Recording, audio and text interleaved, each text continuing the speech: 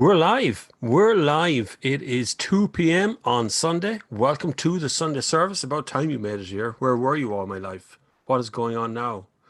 I need to mute that. Tell me if everybody can hear me okay. If it's all okay. And we should be breezing along nicely, hopefully.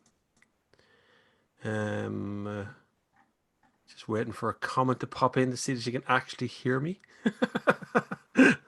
Because last week we had a little error in our audio output and seemed to have to go with different audio. But this week, no, I seem to be okay. I think audio is doing fine. Just going to flick in and check the settings here, make sure everything's okay. Still getting a little bit used to Zoom as the thing that drives all of this, but it seems to be okay. Yep. Still getting used to Zoom a little bit, which there is a link down below to get yourself sorted on Zoom very quickly. Jared Hewitt is the man to get in touch with there. And Curago is the crowd who power what I do here with the Zoom and connecting to YouTube and connecting to streaming services all over the world. Interesting, very, very interesting last couple of weeks on the channel. The documentary stuff is just trending now. It's just flying along. We've gained another 2,000 subscribers in the last couple of weeks. Thank you one and all for joining me here again on a Sunday. Sunday service was responsible for that, lots of other things responsible for that as well, but the last 2 weeks have been huge on the channel. My Skoda video that I put out a couple of days ago as well, which was ahead of the curve, ahead of everybody, ahead of what car and everything, just got ahead of everybody at the time. So I think it's one of the few videos that were actually made while we were down there. So I was quite happy with that. Who is in the house? Who has joined us today? Mini Eggs. Now, there's some question. I don't know what YouTube does.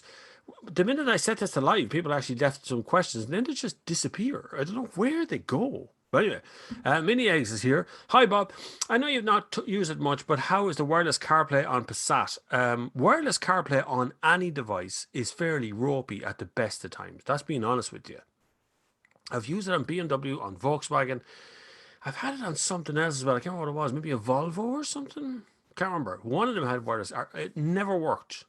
It didn't work as wireless Android. I have an Android device as well as an Apple device. So both devices, I test both on all the cars. Android Auto is fairly ropey in comparison to Apple CarPlay, in fairness to it, but it's not working wirelessly. It's not great. Sometimes it connects up, sometimes it doesn't. Sometimes it decides it's not going to connect, and other times it immediately you're walking into the car, you press the button, it's already connected. It just seems very ropey. They actually charge you rent in America in BMWs for CarPlay because it costs money to actually hook up a CarPlay, which is one of the reasons not in Tesla. A lot of the CarPlay things don't operate properly in a Tesla the way they've done it because it costs money to put it in. I've hurt my back somehow or another. I've been working out pretty much every day for the last few weeks with Joe Wicks and doing other kind of workouts as well. I've done something, so I stink of Tiger Balm, which is really interesting. Mark Daly, hi Bob, I'm looking at a 2013 1.6 litre TDCI. The screen is so big, I have to look off over that side of it. I'm using a big proper PC, and the screen is very wide.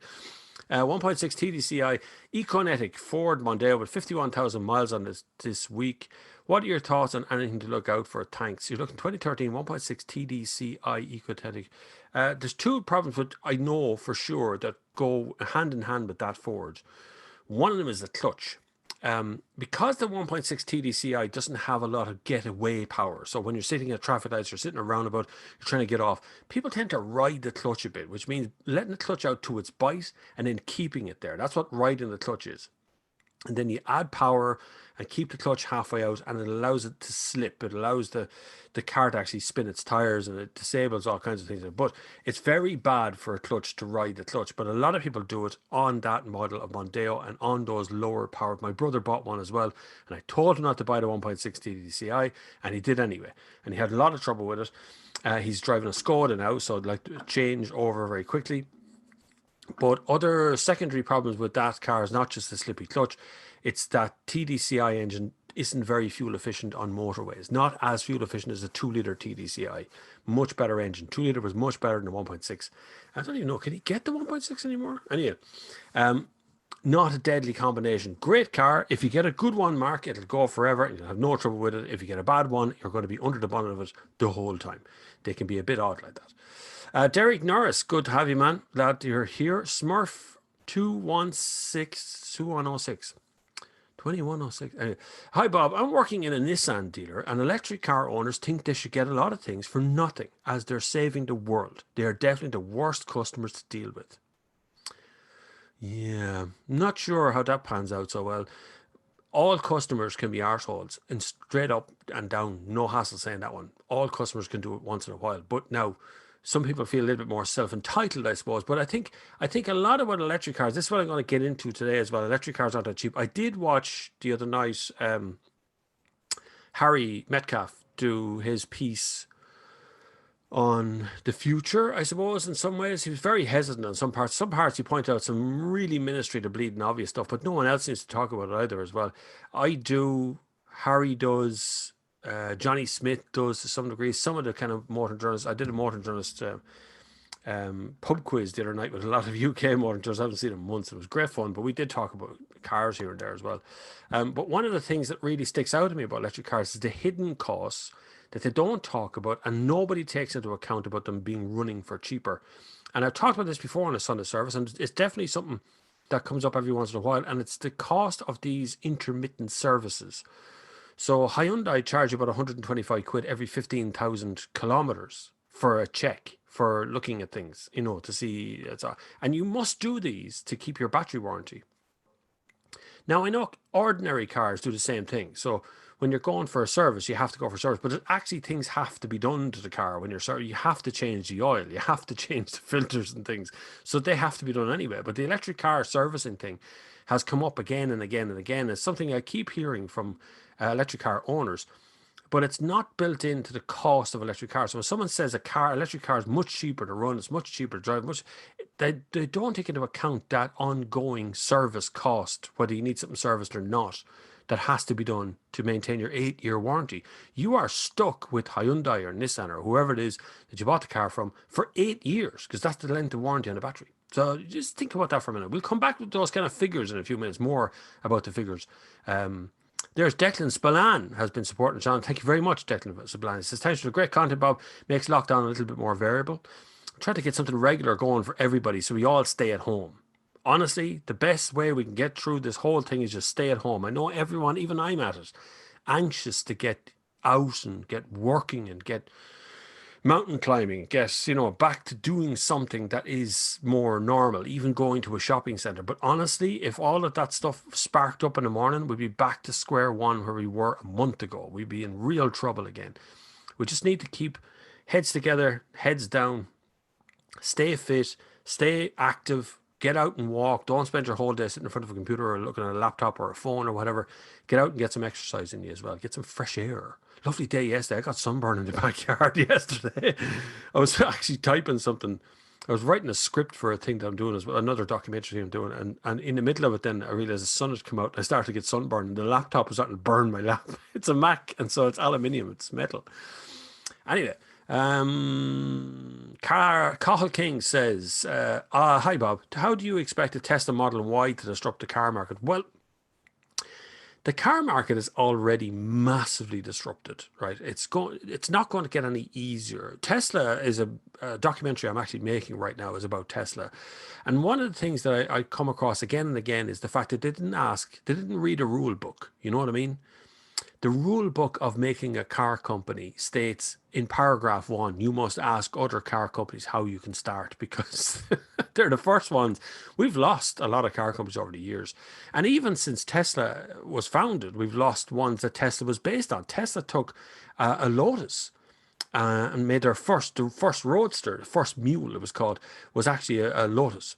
Lotus is gone. Lotus is dead, gone. So Tesla started about 16 years ago. So they're the first new car company along since forever. So everything they do upsets the car industry or disrupts it in some way or another.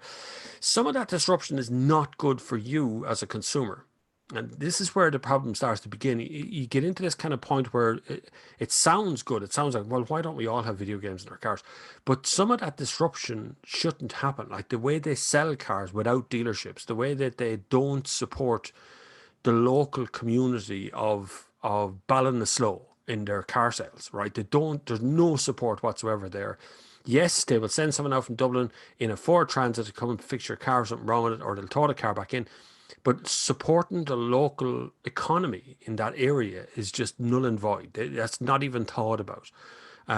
Things like Starlink, which I watched pass over here one night. It's beautiful. It's Wi-Fi in the sky. It's 5G in the sky. I've seen it described yesterday. Someone go, it's going to give us cancer or more coronavirus. It's not. But it's like Wi-Fi in the sky, which sounds ideal, but you want to see the night sky, you look up and see the stars, and these Starlink things are passing by. They're like stars. They're not, though. But Model Y will change to some degree the landscape of what's going on. But Volkswagen are bringing out very similar range cars now, and they're a very established car company, and not just Volkswagen, but Volkswagen Group. So let's just take away the idea it's just a German company. All of the group are working on electric cars. So there will be disruption coming from Tesla, but there'll be more disruption coming from all of the other segments, which will, I guarantee, they will be targeting the Tesla market. They will target that market. And I don't mean this to diss Tesla or to say anything bad about Tesla, but that's what Volkswagen Group, that's what all of the groups will be looking at, is how Tesla did it, what they've done, how they did it differently, and they will just focus like lasers on everything that Tesla's going to do in the future, and they will be one step ahead of it. You can be sure it is incestuous business is the car industry, for sure. They'll be after each other. Okay, Smurf says, I honestly think that most people will not tolerate the huge inconvenience of charging electric cars. I think hydrogen is the future. It's not really. We've proven this a few times now about the hydrogen future. I think it's there. I think it will be part somewhere going ahead into the future, but I think you're looking at 10 or 15 years of investments. And I think between now and then, we'll have found other things that'll make it power anyway. Because hydrogen on the paper sounds amazing, right? You know, you take salty water, you heat it up, you get a gas, you stick it in the car, and you drive forever, right? Totally free. All that comes out the back is a bit of water. Actually, to do that extraction process is really hard. The cars are not fuel efficient. You're looking at maybe getting 250, 300 kilometers out of a 45, 50 litre tank. It just doesn't make, there's a lot of sense it doesn't really make. But on a commercial scale, so for trains or buses or maybe even airplanes or something like that. But on that kind of level where you have a depot and all the trucks are going back to a big depot, that wouldn't be too bad, as long as there isn't too much hydrogen in the ground. We have had a few hydrogen stations explode, so let's be careful of the old hydrogen stuff as well. William Hope, thank you very much. Very generous donation to you. Thank you very much, William Hope. You're very kind. Didn't even ask a question to go with it. Oh, yeah. On the Zoom chat thing, which I have exclusive Zoom chat at the bottom of that. Next week, I'm going to do 2 Zoom calls for one for Patreons. So if you're a Patreon on Patreon account, you can go over there and you will all be invited to a Zoom meeting exclusively, not streamed online, nothing, just me and you for an hour or so online, chatting away, whatever you want to talk about. But I'll also do a Zoom chat for anybody who does anything on Super Chat or PayPal, but you're going to have to email me because I can go into Patreon. I can see the Patreon's list. You can't do that at PayPal. You can't do that here. So email me if you want to be part of a Zoom chat next week and you've donated either by PayPal or Patreon, because I can't just bring everybody in. I'm going to host a Zoom chat for everybody to be on as well. An exclusive one. Again, not broadcast online. You can speak freely. It will not be recorded. Well, I won't be recording it.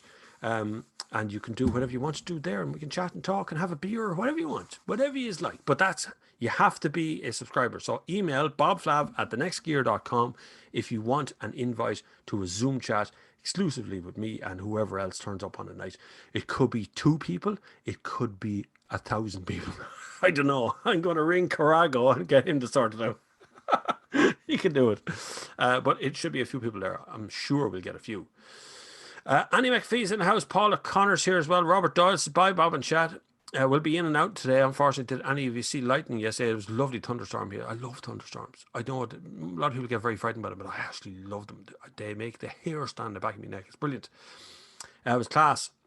I hate thunderstorms, says Robert Doyle, but it was brilliant. I was constant in it. It was constant in distance. Thank God. It kind of tracked to the south of me here, but it was basically over the house for a while, just slightly off. South of us, but it was great, that rumble that goes along with it. It's really exciting.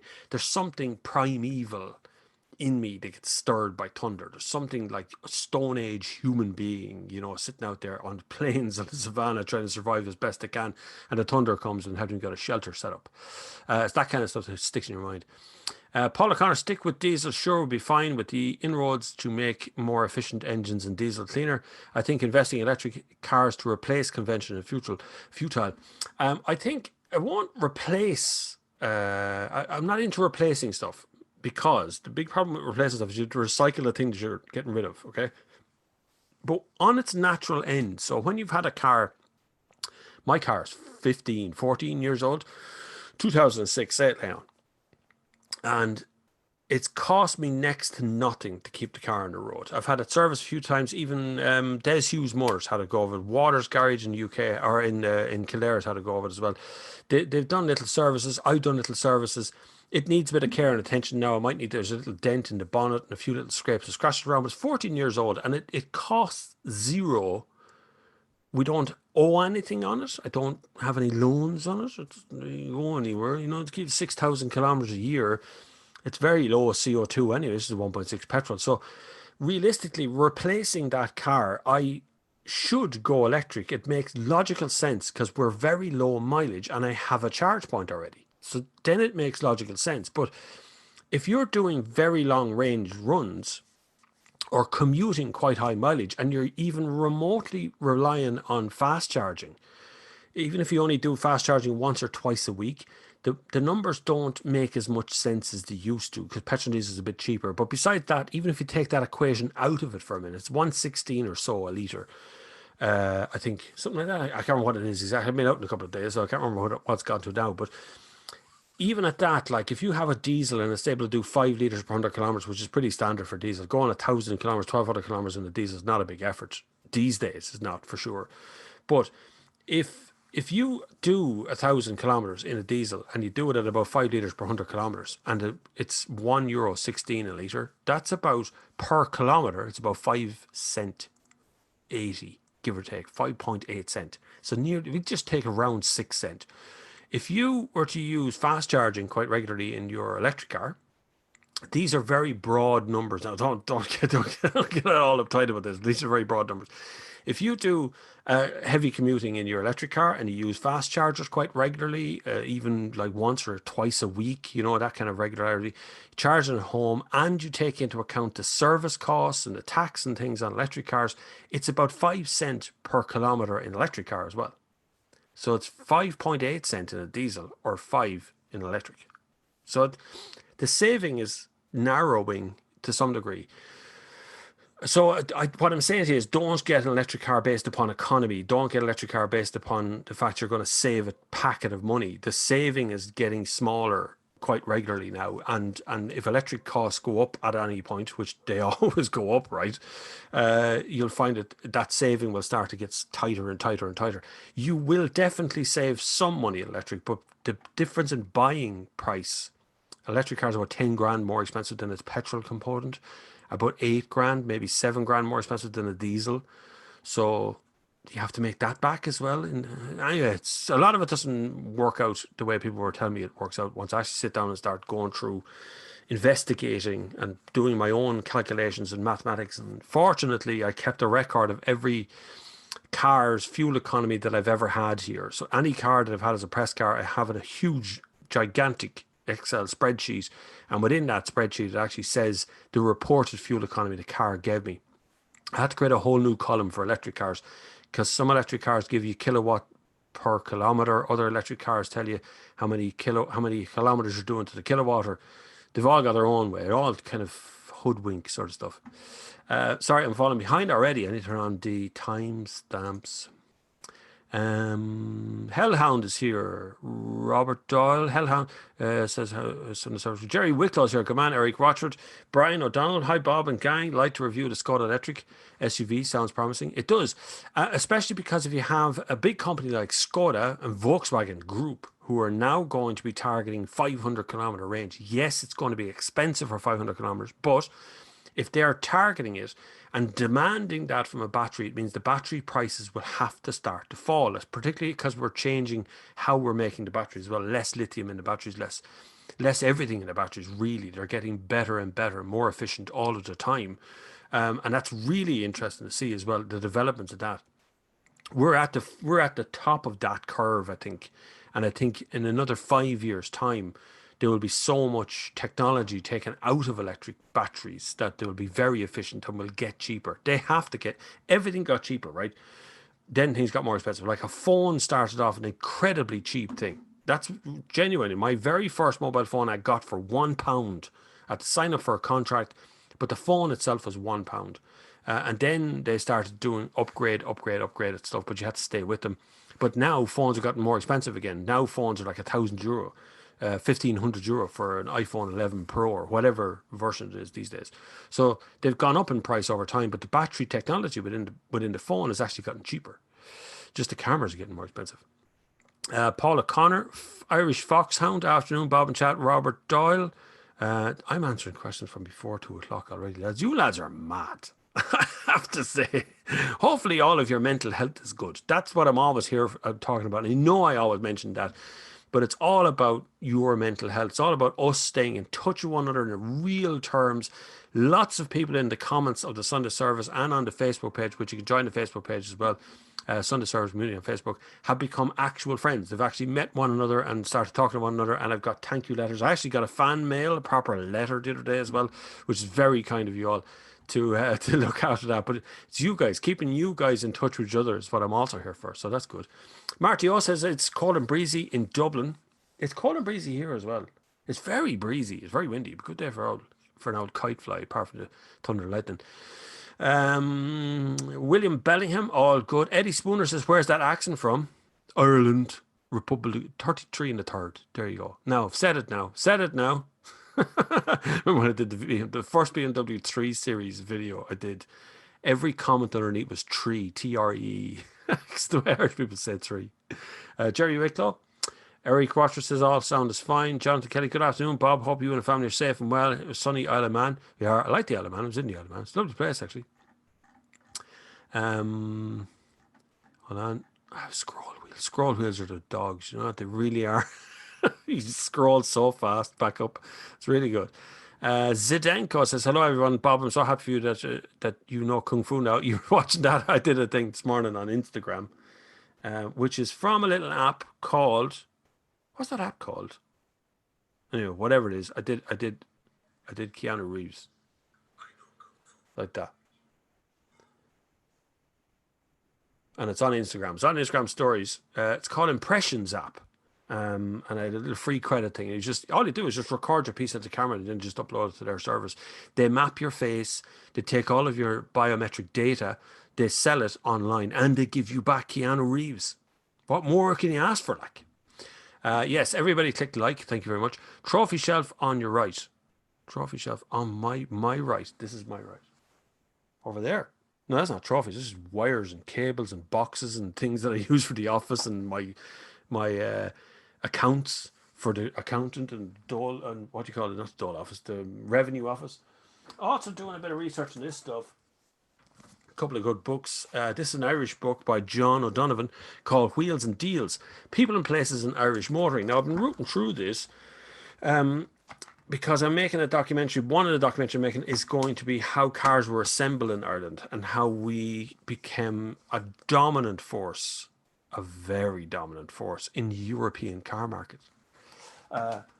True stories. But anyway, that's another documentary entirely, but kind of an narrower one in fairness to it. William Bellingham, oh yes, all good, did it? Yeah, good afternoon. That was an awesome commercial. Did you have to watch an ad before you watch the Sunday service?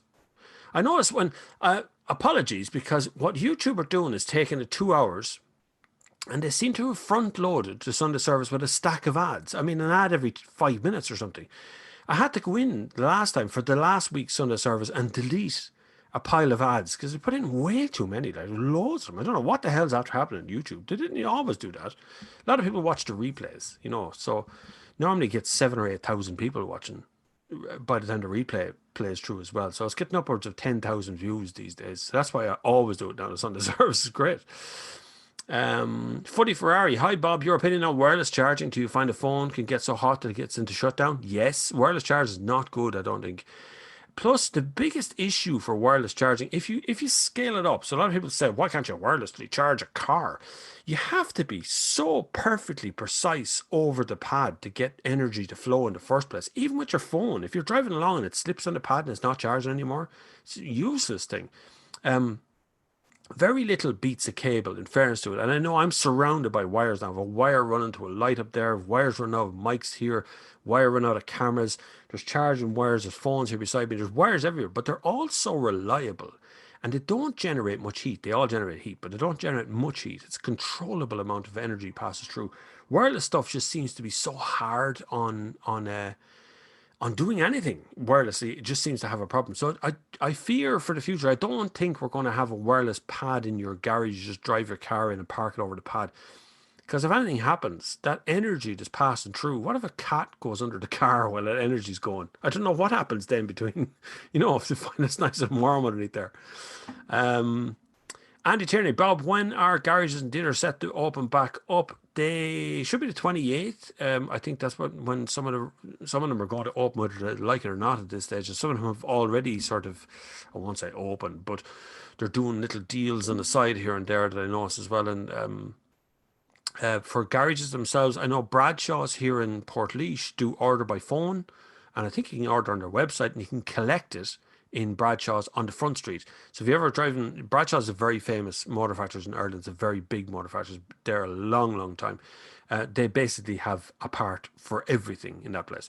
But they have two sides to it. So there's a front and a back, and they have a new little bit at the front, which used to be a petrol station directly across the road from Des Hughes Motors. So directly across one to the other, you can get your stuff there if you're looking for parts.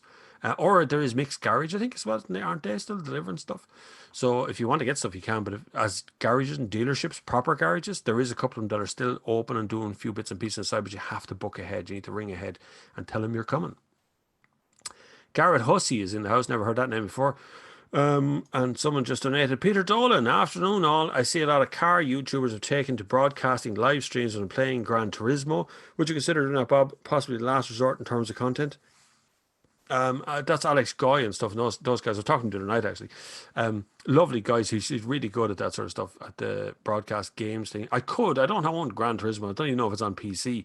And I haven't asked what his setup is as to how he's streaming. I think he's doing it through the PlayStation Network or something. So I'm not too sure it actually works. Because I don't have a PlayStation. I'm a PC gamer, me, man. By the way, brilliant recommendation. If you have a PC and you want to play a video game, I totally recommend Star Wars Jedi Fallen Order. I played it through the other night. If you're even remotely interested in video gaming at all, that is an exceptional game. Beyond anything I've played ever before. One of the best games I've ever played. That is Star Wars Jedi Fallen Order. I was on special on Steam, and you can get it on Origin as well for, I think it's $20 or something. Not very much in it. Sounds like a scrambler outside somewhere. That's going to be fun. TS says, hi Bob, is the BMW 330e any good? Depends on what you mean by good. All BMW 3 Series are great to drive. They're usually very good. They're a little bit less great to drive when they've got X-Drive in them, four-wheel drive model. I don't cop with that. I think BMW's heritage is rear-wheel drive, but anyway, they seem to like it a lot. The E bit would suggest you're talking about the PHEV plug-in version of it. Now, whether that's good or not is a whole different ballgame. If you can make a proper PHEV work for you by plugging it in before you leave home, go to work and plug it in again and drive all the way home and plug it in again, you probably should have bought an electric car anyway. That's the answer with PHEV. PHEV is a temporary thing. It's a thing you use when you need it, and then, people don't use it half time. Half people who have a PHEV don't charge them by the looks of things. John B, good afternoon, Bob. Irish Foxhound says, I find wireless connection from my iPhone to Passat is okay for me. Audio great for watching YouTube from the phone with the audio from the speakers, but that's all I can connect. Yeah, they're pretty much all the same. All the wireless connections and charge, they're just so unreliable.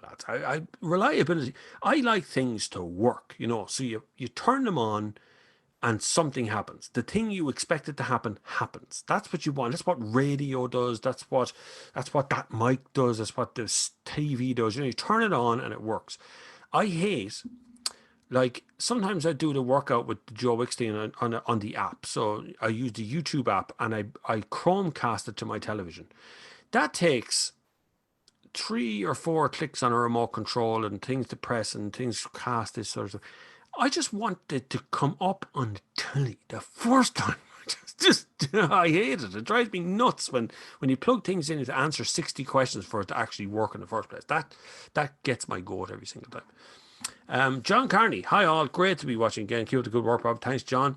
Footy Ferrari, any upcoming reviews this week, Bob? Love the Passat R line. Yeah, the Toyota CHR review will be out this week, as will the documentary on Tesla and how they destroyed the car industry, essentially. So there should be 2 videos this week. If I now have a little legal wrangle over the Tesla one, right? There's a bit of legality stuff I need to check to make sure I'm legally allowed to say something, because it's possibly liable. And as a good old journalist, I know the libel laws, and I know very well that I could get sued up the ass. So I'm going to make sure I'm not libeling anybody when I say what I want to say. And then if I'm not liable to them, it's going to be a good surprise. Cross13 has donated. Thank you very much. One of the most generous people on the channel. Cross donates all kinds of things, not just money, but things as well. A lot of which I still use. That camera is one of them. Any upcoming review? Half Moon. Hi, Mr. Half Moon Man. Never heard of him before. Colin Whelan's here. Good afternoon, Colin Whelan. Peter's here as well. Hi, Bob. Stephen Carney. Watch Harry's video. I have to say I enjoyed it. Harry's very affable. I've met Harry on a couple of launches a long time ago now. There's some mini launch in Goodwood. Had a good old chat to him there. He's very affable chap. You know, he'd sit back and chat. You'd go for a pint with Harry. You would. You'd sit back and relax. A bit like Chris Harris. Sometimes, although maybe not. There's a couple of journalists, a couple of guys who are unaware of themselves, so to speak, and they're nice to have a chat with and have a pint with. I had a pint with Johnny. Johnny's lovely as well. Paul Hickey, hi Bob. Do the new cars coming to Ireland come direct to Ireland or coming via the UK? There's a little of both, Paul. So the likes of Kia would come straight here. So Kia gets dropped off up in Dublin. They come on a boat from Korea, right? But a lot of the Volkswagen Group cars would be how would you stationed, or they'd hang about a bit in some of the docks in the UK. But I think that changed recently, and a lot of them now are going to Rotterdam, where they're sitting there and then being loaded on the boats and just sailing around the outside and coming straight to Ireland. So because we're not part, Brexit has happened to some degree, and we don't want to pay import duties, but we are in the same rotation. So when the UK are getting their cars made, we're in that rotation of those cars. So a lot of cars get made week by week. Maybe my own coffee is not as good as my wife's. Pat Mulligan, electric cars might not be cheap to run, but they are cheaper than ICE. You see, this is where it falls down. They're not much. Once you start breaking it down, I'm a great fan of data, but I'm also a great fan of how to interpret data. So as a journalist, I have been given graphs and charts and things to explain stuff. And it depends on how you interpret the data you've been given as to what the end result is. So the way data and science is actually these days is what they do is they sit down and go, right, what do we want to prove? Right? So let's extrapolate the data from that graph or from that information or from that mathematical curve that proves our point. But when you strip away all that and you actually do your own clinical mathematics, there isn't a gigantic difference between running a diesel car over a period of 8 years or running an electric car over a period of 8 years. It just depends on how you drive them. And I'm only taking the suggestion that an electric car replacing a diesel driver. So taking an electric car and putting it into a place where a long range, not a city driver. Now, I'm not talking about someone who lives in Stepaside and works in the city centre and drives a bleeding 2-litre diesel. They should be on a bike or they should be an electric car, right? 100%.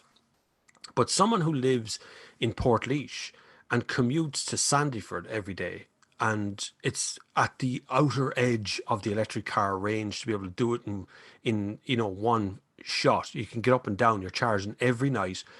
Sometimes on the weekend you're using a fast charger to get your family where you want to go. So it's just the way it builds up over time. And over time, it's starting to narrow down a bit, particularly because petrol and diesel has become very, very reasonably priced at the moment, and particularly in America, but it's very reasonably priced right now. So the gap between how much an electric car makes and how much a diesel car makes over its lifetime, the trade-in, once you start taking in trade-in values and you start taking in all of that stuff over time, the gap becomes unbearably small between the whole lot of them. Complete running cost, end-to-end lifespan. And often we don't really have electric cars lasting 10 years, right? Because they haven't really been around since 10 years. The first electric car video I ever made was on this channel, and it was in 2010, and I showed part of that, the Nissan Leaf being launched in Dublin. So 10 years later, that Nissan Leaf, I can't find it anywhere. I don't know where it is now. I haven't looked up the license plate on it. But where are those electric cars? Where will they be in 10 years' time? But I can definitely find plenty of 2010, 2008, 2007, 2006 diesel cars still running, which are all filthy, by the way, but they're still running. Rory O'Donnell, hey Bob, hope you're keeping well. I am. Sad day in the parish. Was supposed to be at the Nürburgring today. Oh no, our second trip was. Hopefully to get there next year. Stay safe and join the show. Last Saturday I was supposed to do a drift up in Mondello with a Sunday service user actually who has a Toyota Previa, a drift car. I was dying to see that, but that didn't happen. Obviously, everybody's at home. Yankee 1983. Hi, Bob. I'm considering getting an Audi RS Q3 Sport Pack 2020, but my heart is after Stelvio Quadriflow. If it's Stelvio, will it be used? And really concerned that Alpha is not very reliable. Alpha is reliable. Alpha at that level will be driven into the ground. This is the biggest problem. So if you buy a used Aston Martin, you can ask Alex Guy about that one, or buy a used Jaguar, whatever it is, any of those kind of performance cars, people buy that because they want the performance. So what happens is it gets treated much more harshly, but it's often looked after much better. Those same people are the ones who will drive it straight back to an Alpha dealership and get things fixed on it. Now, from those two, if you want to excite yourself in the proper way, you should get the Stelvio. Without a shadow of a doubt, I've driven both of those cars. The Stelvio will frighten your hair straight. It's a fantastic machine. If a little bit crazy, because it's got a Ferrari engine, don't forget now, but it's just an amazing machine. The RS3 or the RSQ3 is very good, but it's very clinical. It feels really safe all the time, and that's not what you want in that kind of a car. What you actually want is to be terrified. Just going to the shop should be a scary experience. Adrian Mulligan, thank you very much for joining. ST says, hi Bob. A friend and two neighbours got their PHEV catalytic converter stolen. Oh, that's not good, is it? One of them twice. How does this not ruin PHEV sales? Insurers won't keep paying for this. People don't know. That's why people are still buying PHEVs and they don't realise this is happening to these cars. This is not the first time we've had that. We've had catalytic converters being stolen from cars for years, right? Particularly Land Cruisers were great. A DPF, was DPF, diesel particulate filters? One of them has a precious metal in them. That's what's going on. They're stealing precious metal. But anyway, even just taking off the catalytic converter off a car, it's worth money as a spare part. That's what they're doing. So it is a problem. It's not going to stop being a problem. It's usually you do have to jack the car up in the air and get underneath, but actually they hack it off. Like, they don't hang about. So they cut it off in a very fast way. So it's very hard to legislate for, but we will have to address it at some point. These things cannot be hidden in the car, catalytic converter, because they get insanely hot. I mean, they have to have a heat shield, but you can't put them inside the car. It'd be too warm. Dave Hall says, stay home, stay safe. Correct. Stay sane as well up here. Up here, this bit. Chill that little brain inside your head. Yes, everybody click the like button, please, says Eric Rochard. Do so. Do what Eric says. Eric is a good man. Eric knows what he's doing. He says the right thing. Click the like button and the subscribe button and the little bell beside the subscribe button, and you get notifications whenever I do this. Also, you can support the channel in multiple ways. Underneath the comments of this video, you will see a little place where you can support the channel and keep it going, keep it free for all of the users of the world. Sometimes that thing just drives me nuts, that phone. I'm looking at my phone, I'm sure I didn't miss anybody, because it's always scary to miss somebody. I did miss people. See, I knew I would. Garrett Talbot, thank you very much. You're very kind. Thank you. You have donated there by PayPal. You're very kind. You can become a patron as well if you like. Patreon is also linked down below if you want to do that for a small income, but you don't have to. If you can't afford it, forget about it. Just subscribe. That's it. That's the content will always be free on this channel. Whenever I possibly can, I will never try to keep anything here or make it exclusive to people to pay or subscription based or any of that sort of stuff.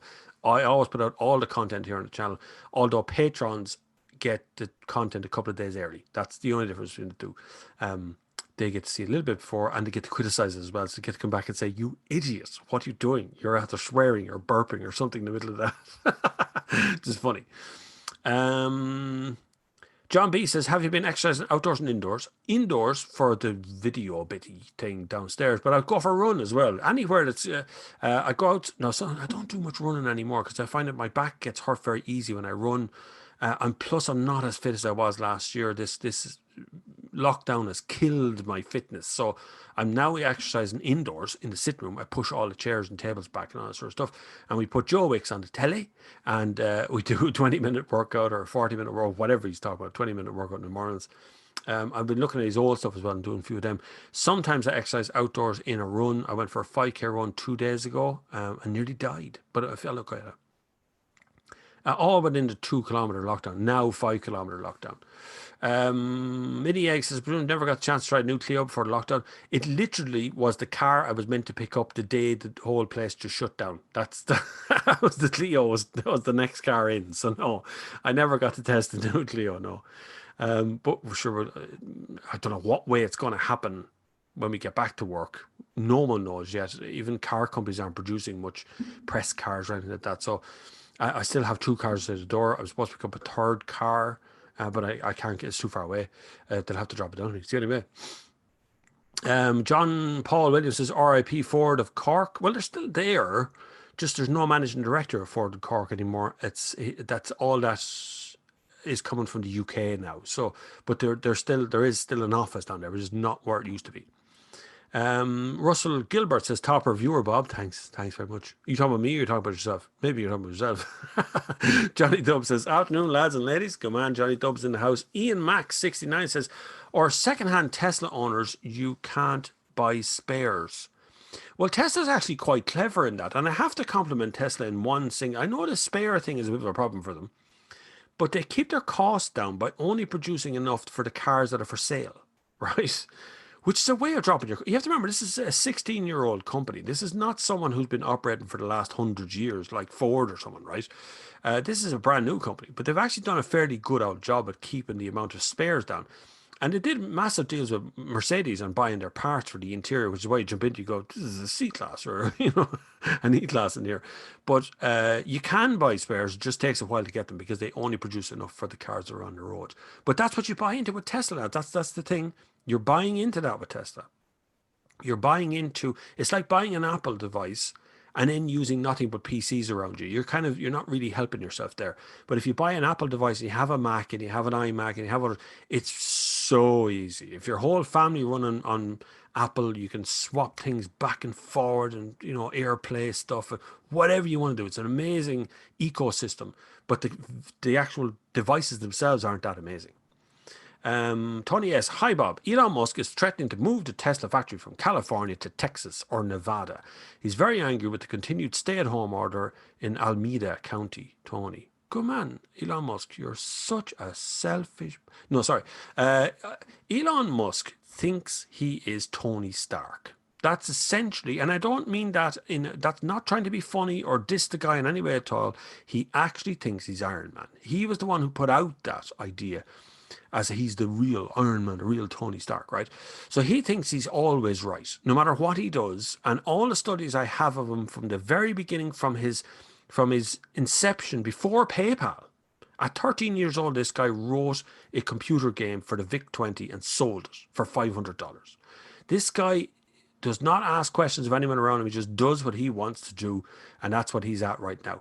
So at the same time, if that's what the chance he wants to take, if you want to put people onto a factory line where you cannot stay up. I've been in car factories. I've walked through them. I've walked around the line. I've watched them doing it. You cannot be isolated in a car factory. You can't. A lot of those people are in the cabin of the car with somebody else when they're putting things together. Your dashboard goes in on a big arm inside the car, and a guy on the far side puts it all in as well. There's two people either side of the car working together all the time. You can't socially isolate in a car factory. Dave Hall. Hi, Bob. Have you test drove the new 1.6 T-Cross diesel yet? No. Haven't had one yet, Dave. At least I don't think so. I can't remember. It's so long ago since I tested any cars. I don't think I have, no. I had the T-Cross, though. Didn't I have a T-Cross? Maybe I didn't. I'll have to think about that, Dave Hall. I'll come back to you. Cross says, often recommended service intervals are much more frequent to what the fine print is in the warranty actually requires. Prime example being Nissan, where the warranty interval is 30,000 kilometres, not 15,000 kilometres. Yeah, you see, this is I suppose there is an element of people aren't sure what to do. And I think a lot of the people who are buying electric cars possibly aren't car people. That's not a bad thing to say about them, just not people who normally look after cars themselves. So, you know, they don't open the bonnet of a car to put in screen wash. Somebody else, that happens in a service, and then they don't think about it again. Whereas a lot of the people we're trying to convince that electric cars are good are car people and understand how these things work, and they know how much a service costs and how much this happens and that happens. So that's where this is starting to happen. And I think dealers, particularly dealers, are having a very hard time with this, because a dealer takes on so insider information here, right? So a dealer, when they're buying in a product, say you're a Nissan dealer, right? You don't just become a Nissan dealer. You apply to Nissan to say, I want to be a dealer for you. And there's no dealers in the area. Nissan say, right, we're going to give you a dealership. You're going to have to build this building. You're going to have to put that branding on the outside. You're going to have this many spaces out the front. You cannot have any other car out the front of your dealership. It has to be all Nissan. Now, I'm not saying this about Nissan, but this is just the way car companies are. So they want exclusivity. In return, the dealership goes, okay, I'm going to shift 5 cars a week brand new, 20 cars used, and Nissan's going to attract in new customers for me. I'll have an electric car there, and my servicing will be very busy because Nissan will send me all of the warranty claims and all of the other claims that are out there, and people coming from the area to get their car serviced. That's the deal. Now, electric cars have turned out to be quite reliable. There's not much goes wrong with them because there isn't a whole lot of things that move in them, right? Obviously, the normal stuff that moves, like suspension and shock absorbers and brake pads and windscreen wipers and screen wash, that's all quite normal stuff. That's the same in electric cars anywhere else. But the engine-y bit, the drivetrain, the shafts, the steering columns, they're all different in electric cars, and most of them don't require really any work on them at all unless there's an error. So dealers have found themselves in a position now where they have nothing to do with, they have a lot of Leafs on the road. They've sold Nissan Leaf, they've sold Kia Souls, and all these cars are out there, but they're not coming back. And so what they're doing is they're changing the warranty system, whereby you have to return to the dealership to get the battery checked every 15 to 30,000 kilometers, whatever it is that's on the list, and they're charging you for that. That's how they're making their service costs. Because a service, like a service on a petrol car, is €99, 99 to 120 quid, thereabouts, on a standard sort of 1 litre standard petrol engined car, 99 or 100 quid. That's getting a service in a main dealership as well. That's not like going to a back street or even doing it yourself. Do it yourself, 50, 60 quid, done. You'll have it all done yourself. Anyway, so it's worth investigating the other costs that they don't talk about in the dealership around you, okay? And I'm not talking about going to an owner's club or don't get it in this sort of roundabout sort of way. Go to the website, get things in writing and information, read through the pertinent information for you before you make up your mind what you're going to do. Because it will break your heart. It is a very expensive thing to buy. All cars are, but it's a very expensive thing to change every 3 years. Evolt says, people then, I don't want to go to work. I want to stay at home. The government, you have to stay at home. People now, I'm just not doing it. Well, that's the thing, isn't it? Yeah, nobody actually wants to get up in the morning and go to work.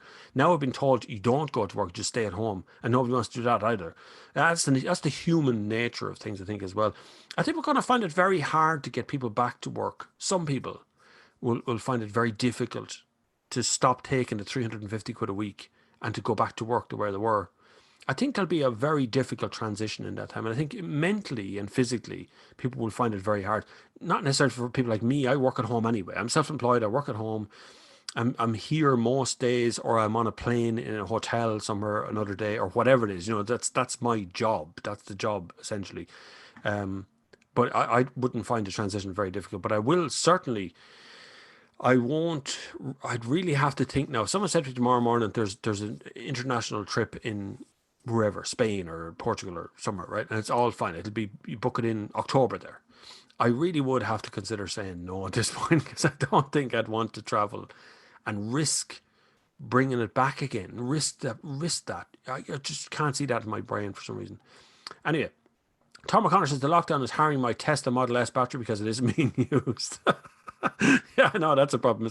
It's just slowly vampire draining out the front, and there's nothing. It doesn't matter because it's going to take weeks for it to drain anyway. There's no point in charging it. It's funny. You can always sit. Oh, it's Model S. Maybe you can't.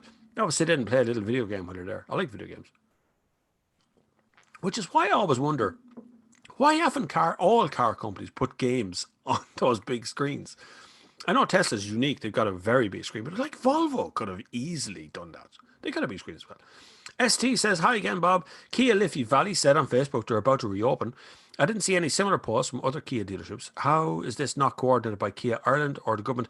It's not actually up to Kia Ireland. It's up to the individual dealers are usually owned by the dealer principal.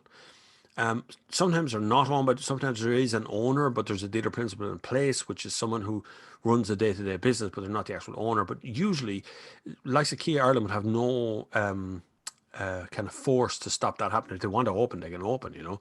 And they're not technically, if they put all the right things in place, they could open. The problem is staff and dealing with customers. It can be done for sure. From a sales point of view, people walking into a showroom are already 2 meters away from everybody. Showrooms are huge, right? But the problem is when you test drives and that kind of, the interaction stuff, we have to see each other, be close to one another. This is the problem there. But when you're getting servicing costs, definitely servicing can be done isolated easily. William Hope says, great job, Bob. Love your show. Thanks very much, William. You're very kind. Peter says, hi, Bob. Have tried Michelin Cross Climate tyres. I think I have had Michelin Cross Climate tyres on my car. I need to change my tyres to 4x4. Yeti is worth changing to them. Honestly, and this is dead honest, and tyres are about as exciting now as getting your teeth drilled. Okay, so they're black and round, and they're a stress purchase.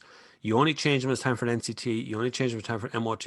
You whip them off. You put on the cheapest piece of rubber you can probably find. But quite honestly, spend a bit of money and get a brand name tire. They do last much better. Okay, so they'll wear out a little bit faster, but that's because the quality of the rubber compound used in them is much higher. So I tend to recommend people like Michelin, Continental tires, Dunlop, any of those kind of big brand names. And there's a few Chinese ones you can get that are pretty okay as well. And it would be popular. Like there's Nankang tires and things that are pretty popular here in Ireland, and they are considerably cheaper. But the trade-off of cheap tires is less grip, more life. They will last longer, but you'll get less grip in an emergency.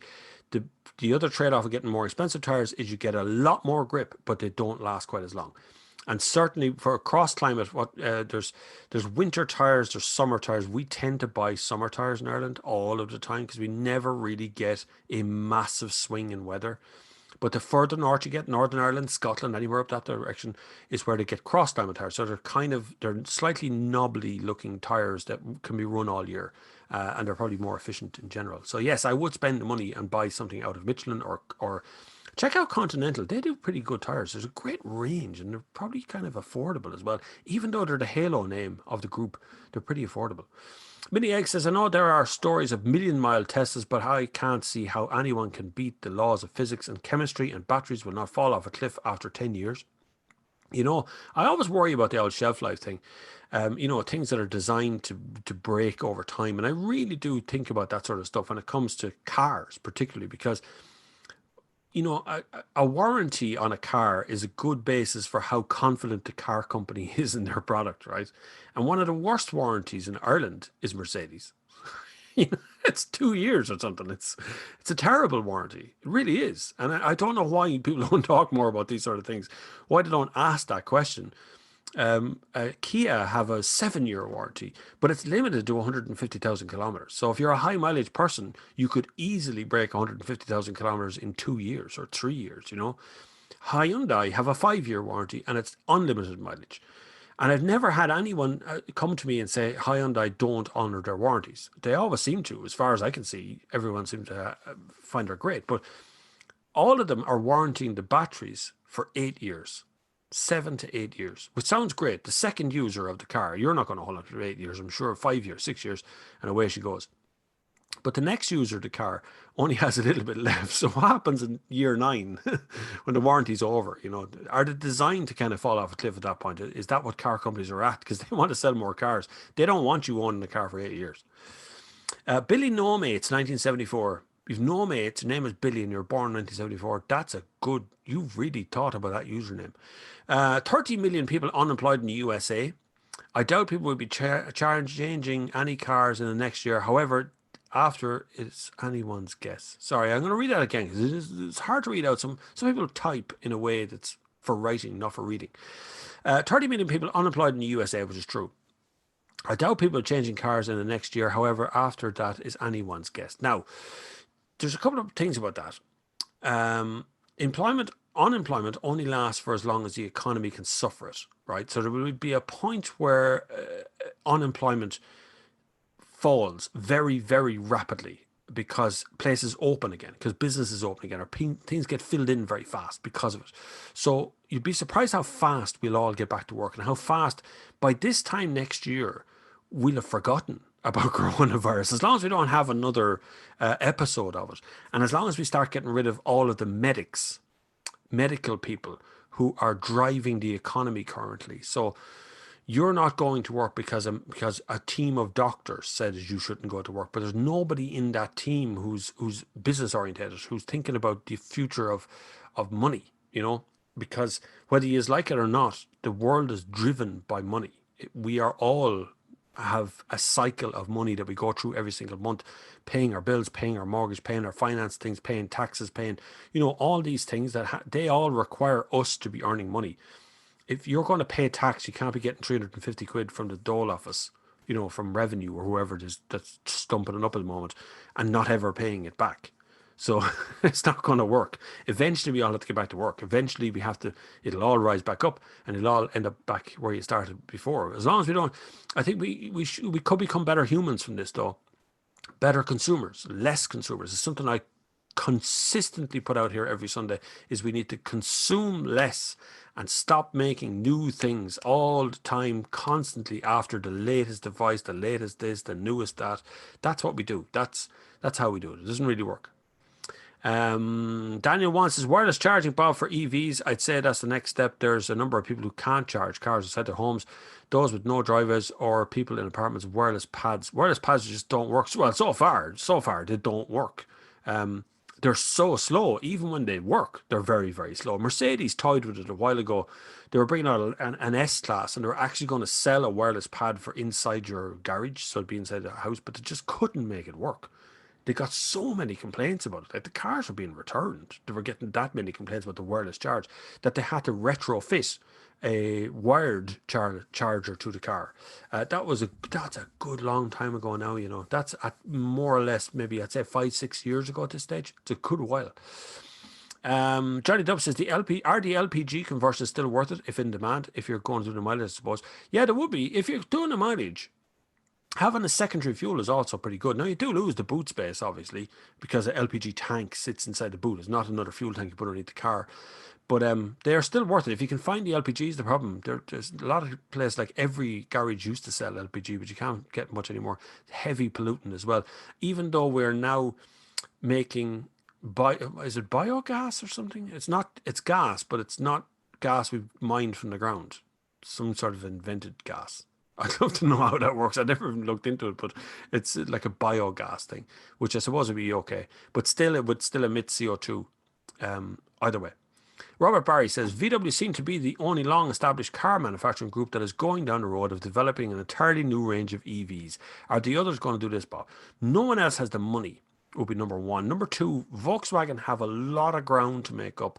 There's still a lot of very bad feeling about Dieselgate out there, particularly in the American market. They also see an opportunity to kick Tesla to death, which I think, to be honest with you, every time I talk to PR people in the Volkswagen Group, not Ireland, but you talk to PR people, they talk about the fit and finish of a Tesla and how bad it is and how much they're going to kill them when they get out there. And there's this mentality in their mind of killing off Tesla, because I think they got their asses handed to them on the electric front, and because Tesla don't have to invest half as much money in ICE engines and supporting a network and even making your spare parts, Tesla just go, look, you're just going to have to wait. Sorry. Whereas if that was Volkswagen, it would be headline news. You know, they would be kicked to death in the street by people. I can't get my stuff, you know. Eric Roger says Zoom chat should be a lot of fun. Yeah, if you just joined us, I'm going to be doing 2 Zoom chats next week. One exclusively for Patreon people, and the other one then will be people who have donated either by Super Chat or by PayPal. You have to send me an email if you've done either of those. My email address is bobflav@thenextgear.com. Send me an email. Tell me you want to be included. You will get an invite completely free. You will get an invite, not expecting you to pay anything for that invite. You just come along. We'll chat for an hour on Zoom. Get to know you all, and then that's what you're going to get as an extra, a bonus thing. Keep us all together and keep us all talking and stuff. Stephen says, have you information on a new Golf R? If there ever is, if we ever get back to actually making it, Stephen. That would be the big problem with that. There is some detail out there on the Golf R, but I have to say, if you were looking for a Golf R today, I would go with a Golf R Mark 7. You know, the seventh version of the Volkswagen Golf. That 4-wheel drive one is amazing. And if I was to recommend a second car from that, it would be the Seat Cupra. The Cupra, that's the one around the same era, has, I think, 10 horsepower less, but is 120 kgs lighter. I might be wrong on those numbers, but I'm not far off. I know I'm not far off. Definitely worth a shot on either of those two, but I don't have any information on a new Golf 4 yet, if they ever get around to making it. Pat Nolan says, hi Bob, I am here. Good for you. Glad. Sit back, relax, and enjoy the show. Ask some questions, put it there. Jason Cave, never read that name before. Lots of new people today. This is really good. Hi Bob, hope you're all well. David's live stream made me nearly 1.4 million views now on YouTube. Investigation, certain channels, and people. So much for free speech. Who? David's live stream made nearly 1.4. Oh, is this David Icke? All right, okay. Wasn't he banned? No. Well, that's what censorship. You've allowed censorship to happen in the world. We all have. We got these platforms, these YouTube and Instagram and Facebook, and we got these platforms. We started talking, and then we let them censor everybody. Then we go, oh yeah, he deserved to be censored. Oh, censorship is very good. No, yes, definitely, he's mad. But actually, it's just censorship. It's just the same as, you know, the Nazis burning books. It's the same sort of a censorship. It's electronic censorship, and don't forget, these days you can be turned off. Essentially, you can be just switched off by social media. So people build up big social media content, and then they kind of go, yeah, well, I believe in UFOs or something will come out of their mouth. And all of a sudden, good night, not interested. YouTube says no. Facebook says no. Twitter says no. Good luck. You're off. I prefer to keep the weirdos where I can see them. I like that. I enjoy that sort of. I don't believe any of it, but I enjoy a lot of it.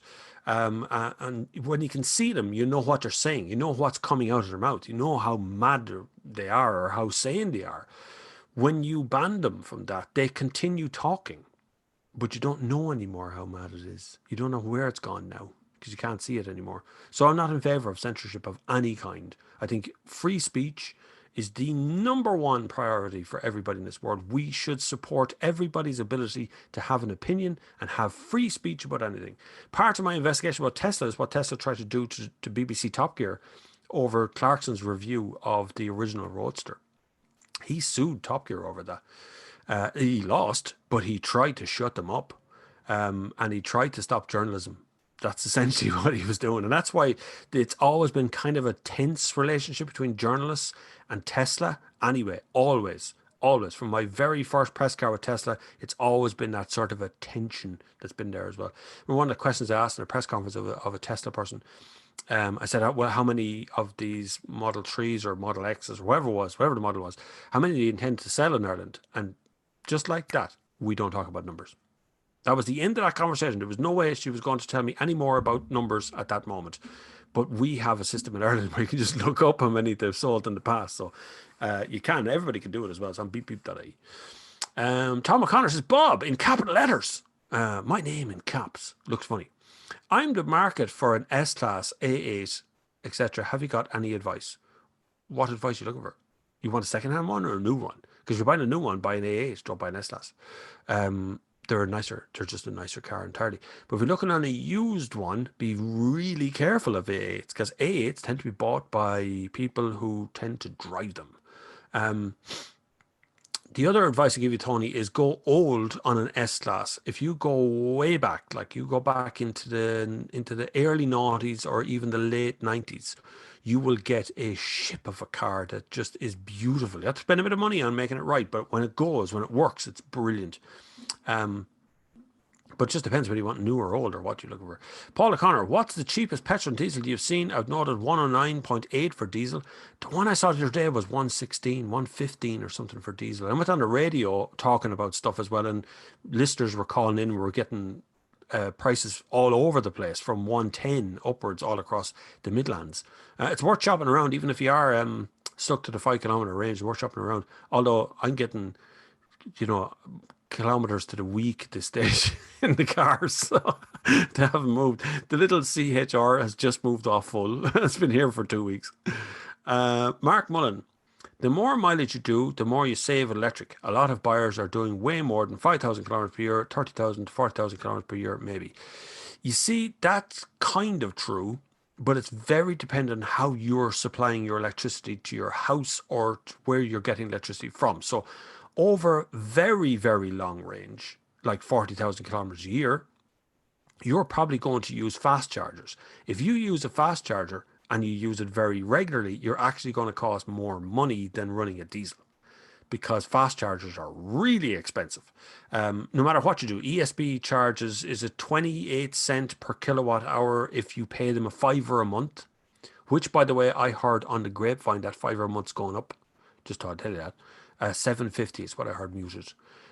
Could be completely wrong on that, but I have fairly good information. It says it's going to be 750 from next year, or from towards the budget time this year. They'll do something with that $5.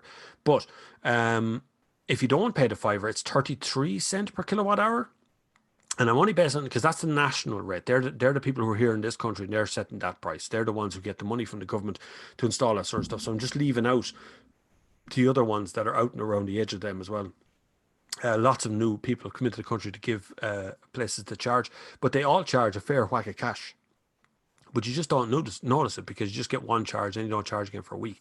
But if you start doing 40,000 kilometers a year using fast chargers, using on-street chargers in general, the ones you have to pay for, then you're really, that distance between it and a diesel starts to really narrow all the way down.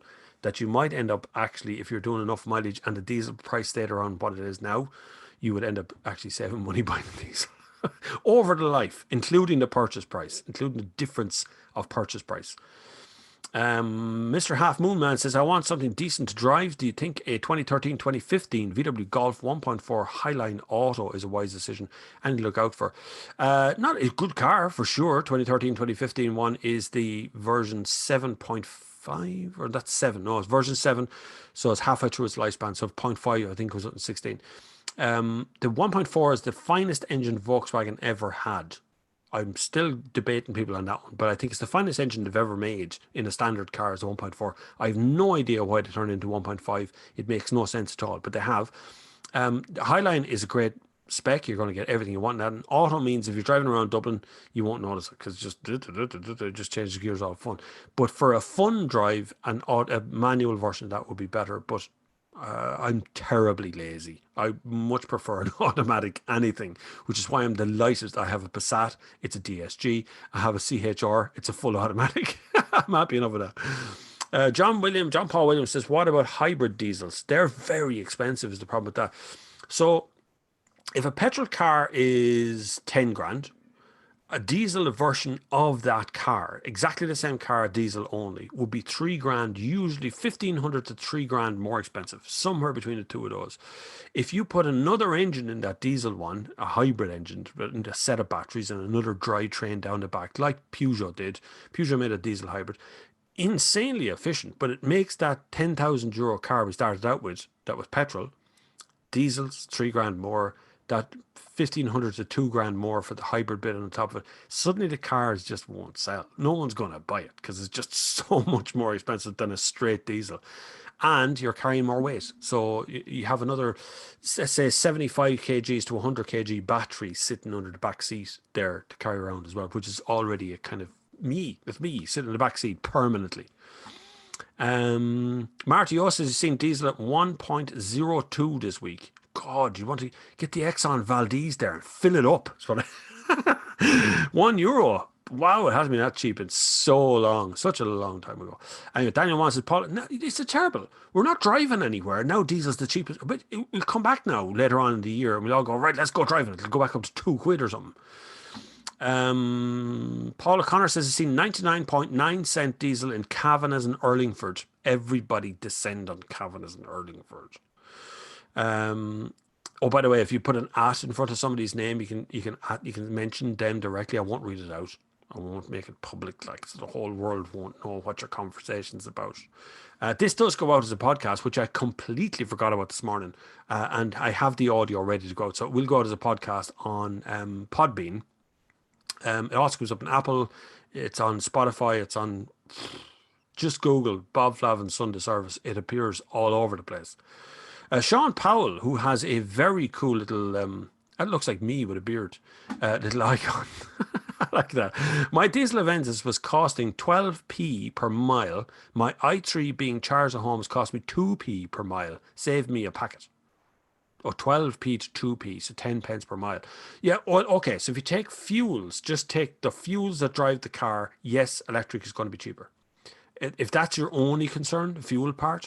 But once you build in the servicing, the kind of the thing to do the checks and stuff, the servicing costs, and you build in the extra price that you paid for the car to begin with, they just don't make quite as much sense. But if you look at directly comparing fuel for fuel, yes, electric cars win because fuels are so much cheaper for electric and their energy density is a little bit better than it would be for petrol or diesel. But diesel would be far off energy density wise, but it's not far off. But generally speaking, electric cars go a lot further. If you were to convert litres of diesel into litres of electricity, go with me on this, you would go further on electric than you would on a diesel, but not like around the world further, but you go further.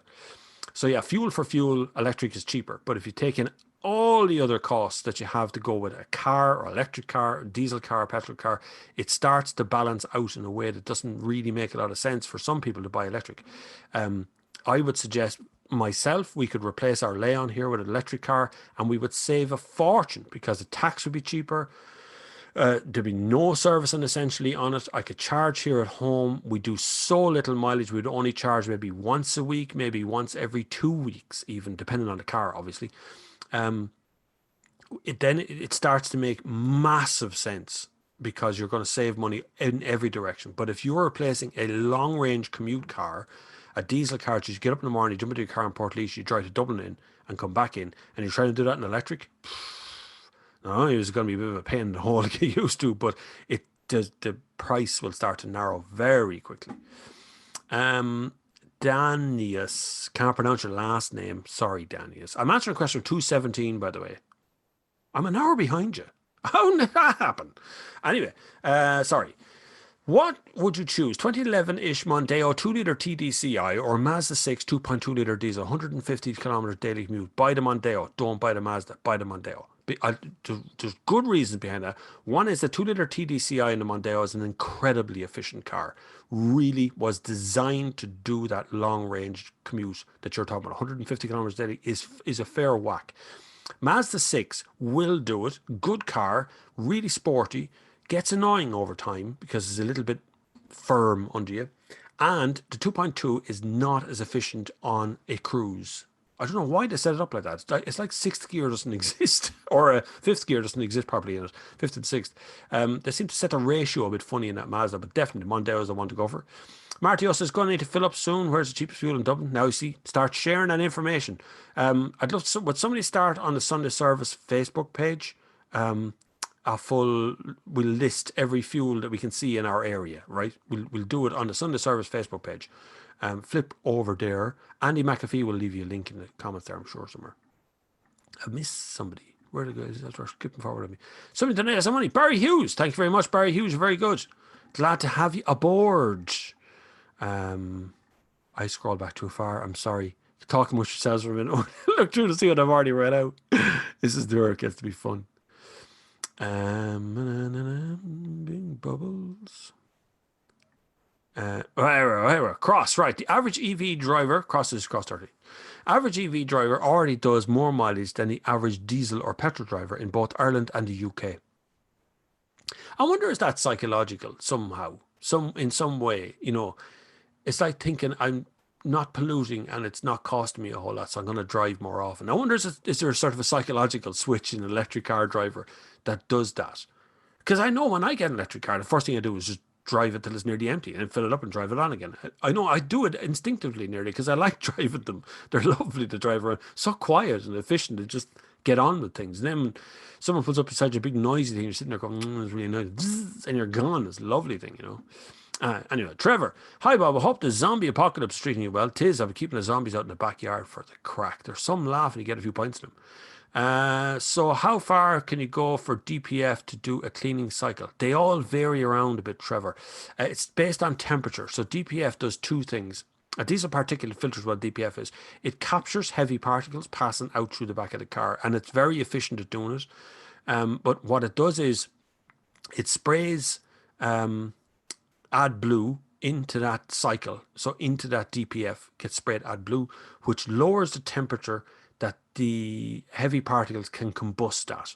And so every once in a while, the car, when you go on a longer drive, it will run a cycle of this. So it'll spray in the stuff, it will heat the DPF up to its highest temperature and re-burn that stuff again, putting out a different level of CO2 at the back. It's still very low, but it puts it out during that time. Now, it's not about distance, it's about temperature. So if you go out on the motorway and you get up to motorway speeds, it will definitely run a cycle at that point. But if you drive around the countryside, you know, stop start sort of traffic thing, it probably won't run a cycle until it gets a chance. So they're all a little bit different from each other.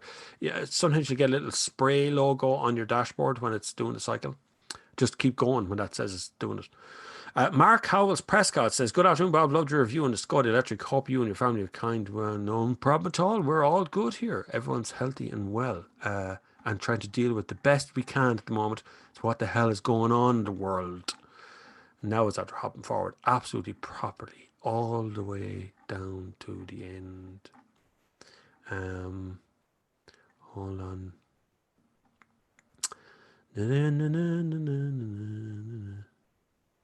That someone asked me the same question. That's terrible. I stopped there to read that question going, that's not what the question was.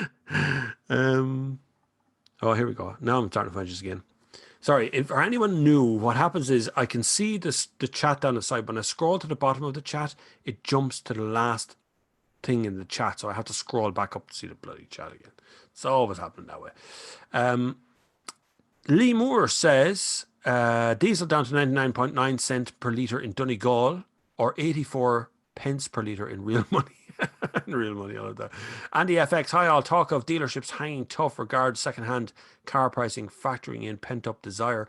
I'm after talking to a few dealerships now, and I don't foresee a big drop in the car sales price because they're banking on people not being able to buy cars for weeks now, and a bit of pent-up demand behind it means that they're not going to drop the price and they're not going to cause a sort of run on second-hand cars. So don't expect cars to suddenly drop off in price too rapidly.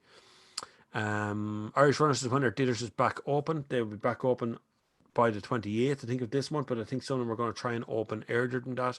I really don't encourage you to go to a dealership unless you absolutely have to, okay? So unless you really have to, don't bother. John Coleman sent some money there by PayPal as well. Thank you very much, John Coleman. Barry Loftus as well, you're very kind. That screen is so big, I can't actually do that in the top of it. Our new Patreon, Andy FX7 has become a new Patreon on Patreon over that thing. There's a link down below if you want to become someone like that, one of those treasured few who support the channel's freedom.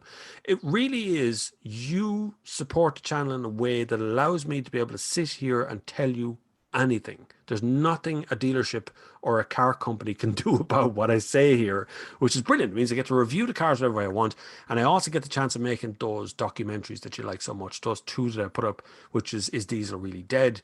And the other one, which is Who Killed the Electric Car? There's a second part of that electric car one coming. That's definitely happening, which will include Nikola Tesla and his work with Edison, also his work with Ford, and how they all fell out.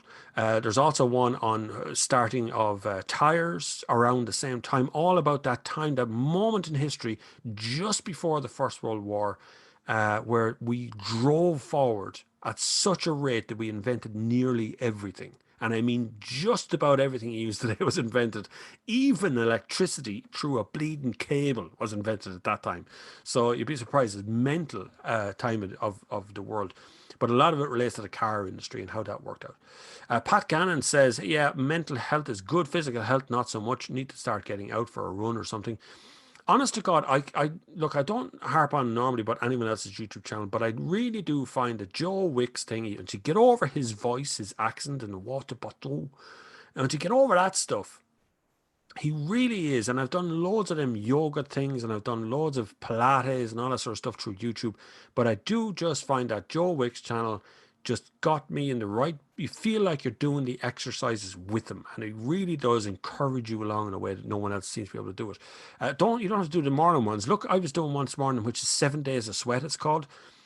He did it over a week. It was in Mexico or something. They were on holiday, family holiday, and he wrote all the exercises down on a nappy. It's brilliant, absolutely brilliant. Really raw feeling to it, and I like it. It's what YouTube should be. Johnny Dubb, I'm lucky to have a Texaco opposite airside that supplies LPG. It's great you can switch back and forth between fuels on the fly, top up the LPG whenever you can. Convenient. That's really useful because there's so many of them. Dumped them. So many of them got rid of that LPG, just pulled the tank out of the ground and everything and made bits of it. Das Senna. That sounds like such a German name. The Senna. Anyway. Hi Bob, what do you think will happen to used cars? I think used cars will stay exactly where they are because dealerships are desperate for money, and I really do mean desperate for money. We had 330 something cars sold last month, right?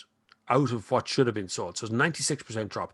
Those 336 odd cars went to the army and the emergency services. No one bought a car last month. That's the first time in history that's happened. So I don't think the price of used cars is going to drop all that much. I think there would be some decent special offers. I have to say, Renault has already started up with the special offers. There's about 3 months free finance, right? So you take out a PCP deal today, you pay nothing for the first 3 months. That's pretty good, right? I don't see a downside. There's 2.17% APR. I don't really see a downside for that one, right? I think that's the kind of stuff you're looking out for right now. Car companies will be desperate to get that right. Used cars, that's going to be a tricky one to try and figure out where the used cars can be devalued. They've all been sitting around for a month or two, they'd be anxious to get them off the forecourt, but they wouldn't be chomping at the bit to maybe turn them over too fast. Look for a dealership that has a lot of used cars hanging around out the front and then go straight in there. Charge in day one. M. Scott J187 says, that's scary good. What is? What they do? Tell me so I can do it again. Gordon Ross says, don't buy your calculations. The price of oil is going to go up again and more. So will electricity. Just thought I'd tell you that, Gordon. The price of electricity only ever eventually goes one way. And if you take into account other little factors in electricity pricing, so this is from an Irish perspective now. We have an energy regulator here in Ireland who's worse than useless, right? So basically, the ESB goes to the energy regulators and goes, we want to put the price of electricity up. He goes, why? They go, because we feel like it. And he goes, okay, that's fine, put it up. And so they put it up. What happens is at the end, you have to pay a standing charge anyway. Standing charge, irrespective of whether you turn off the power right now today and walk out of your house and don't enter it for a year, you still have to pay a standing charge. Also, on the other end of the standing charge, if you want a night rate meter in this country, you have to pay extra for that one as well, and so on and so forth. All this stuff goes on. Don't expect electricity prices to remain at all-time level lows, just the same as you don't expect petrol and diesel to remain at all-time lows either. they will rise. Electricity prices will only go up. I guarantee it. There's no way electric company is going to supply more electricity at less price. Evil Mira says, staying hale and hearty, Bob. I am. Absolutely. Ton of bricks. Although I have hurt me back a little bit. I don't know what I did. It's like it's caught. Like I need to be cracked or something. Or I need a physiotherapist to jump up and down on me till I go click. Annie McPhee says, I've not seen an ad on YouTube ever. Ad blockers. That's what happens, unfortunately. If you imagine, so my channel gets about 2 million, is it views or something per month? Is it every 28 days? Whatever it is. No, it's not 2 million. It's 1 million. I can't remember. It's a lot, right? But it actually tells me how many of those views are monetized. So even if you don't use an ad blocker, you won't see an ad every time you watch a video, right? So if you watch a row of 3 videos, you might see one top ad, so an intro ad, then you might see an ad in the middle of the next video, and you might see an outro ad on the other end of the third video, or you might see all those 3 ads in the one video, or whatever, right? And on the other end of that, if you watch on television, you don't see the cards on the top of the screen, you don't see the end screens, you don't see any of that, right? But you might see an ad. But it's always down to the mic. So less than half of the people who watch my channel are actually monetized views, and less than half of them watch more than one ad. So you can see YouTube takings falls off a cliff, and it went to more than 50% was wiped out last month for sure. A lot of even big channels were contacted me going, "Is your takings down? Everyone's down. What's going on?" So yeah, a lot of YouTube has been dropped off a cliff recently and will continue to go that way, I'd say, for a while yet. Hairbras says, EVs are incredible, efficient. It's the energy density in the batteries that is the problem. 2 gallons of diesel has the same amount of energy as an 80 kilowatt battery. Batteries need to get better. More efficient, I'd say, yeah. Hoop 101 says, checking in, Bob, albeit a bit late. I'm very late. It's 15:23 and I'm answering questions from an hour ago, so I am sorry. I try to keep up, but it's now these days I've had no less than over 300 viewers per minute watching this. So whoever's asking the questions gets the answers. That's how it works. Because you generate the content for this Sunday service every Sunday. I'll chat amongst yourselves and chat to me and chat to everyone. Mark Mullen says, garages for service is the 18th, sales in June. All right, okay, there you go. Could be official, might not be. I didn't even look. You know that thing that was going around? It tells you what time. I didn't even look at that, what time things are supposed to open and all that. Never occurred to me. It doesn't affect me. Don't know anything about it. Someone needs to tell me what to do. That's usually what happens here. If someone phones me up and goes, will you be able to come up and collect a car next Wednesday? I go, oh yeah, sure. Then I know where I'm going. I'm the same. I've turned up in airports when I used to travel a lot. I mean, once or twice a week, which was crazy. I would turn up in airports and not know what's the car I'm going to launch. I'd only know what gate to go to, like the flights. And sometimes you do a transfer flight. So you fly to Munich and you pick up another flight to wherever, Barcelona or something, right? And I'd go to Munich and I'd get off the plane. I go, where are we going now? It was a weird whirlwind for a while, but I cut a lot of that travel away. The travel thing was driving me mad. It's fun, and the videos are great crack. But you lose 2 or 3 days of your life is gone on airplanes. It's mad. Noel Dillon, thank you very much. Generous donation there, Noel. Better check my emails as well. I always forget to check the emails. Poor people put in money by PayPal and never get a thanks. Alan Burke says, hi Bob, can classic car tax €56 be used on your primary car? I think motor tax should be scrapped when the car is 20 years old. No. No, you can't transfer classic car tax to a modern standard car. And vintage tax now only applies to cars pre-1980, is it? I think it's 80. So any car after 1980 will never get the vintage tax level, and they've changed a lot of that tax system. And I don't know how they got away with it. I don't know how the classic car owners didn't march on Dublin House and burn the place down to the ground, because it's gone now. Because we're all afraid we'd go out and buy a 1981 Nissan Micra or something or whatever, some sort of terribly reliable clock of you can pay no tax on it. VW Fan says, hi Bob, we start that again. I'll put my dentures back in and we'll talk about that a second now. Hi Bob, We are trying to phase out the 1.6 litre TDI engine and just offer lower tuned versions of 2 litre TDI. Seems not available in the new Golf or A3. Don't know about Octavia and Leon. Coming soon to any thoughts? Yes, Volkswagen are phasing out essentially all of their diesel engines and will only really be offering one engine with different horsepowers put into it.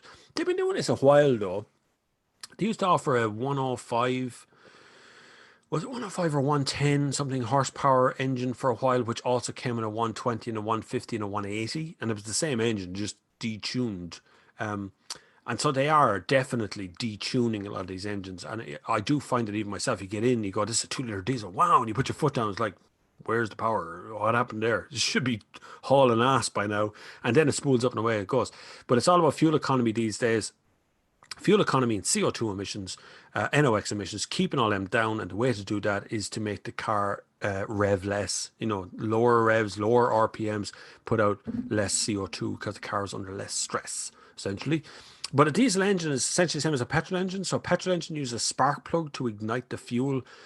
Diesel engine uses compression to do that, very fast compression.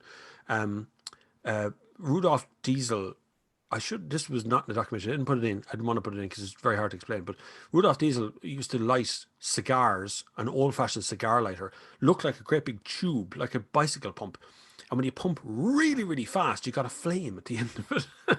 You can do this. You can test this for yourself. You get an ordinary bicycle pump. When you pump really fast, it gets very hot in your hands. And sometimes the older metal ones used to come so hot that it would glow or burn your hands. So that's how a diesel engine ignites. The compression comes up so quickly and it's sprayed in such a fine mist that it ignites and firms down. So no actual spark plugs in a diesel engine, just glow plugs. That just heats the diesel, by the way. Just makes it more fluid. Cross 13. There is an official wireless charging standard, SAE number.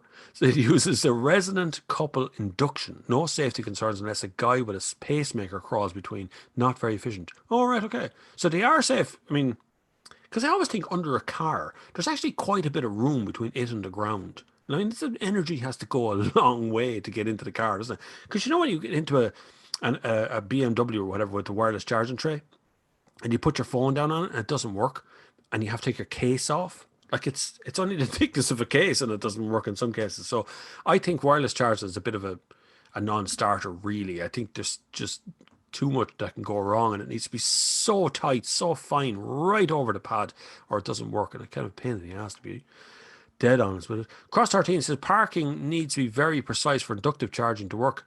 Better to let the car do as the driver would struggle. Still probably doesn't make any sense. Can you imagine going back and forward and watching the screen to try and figure out if you're over the pad or not? Instead of...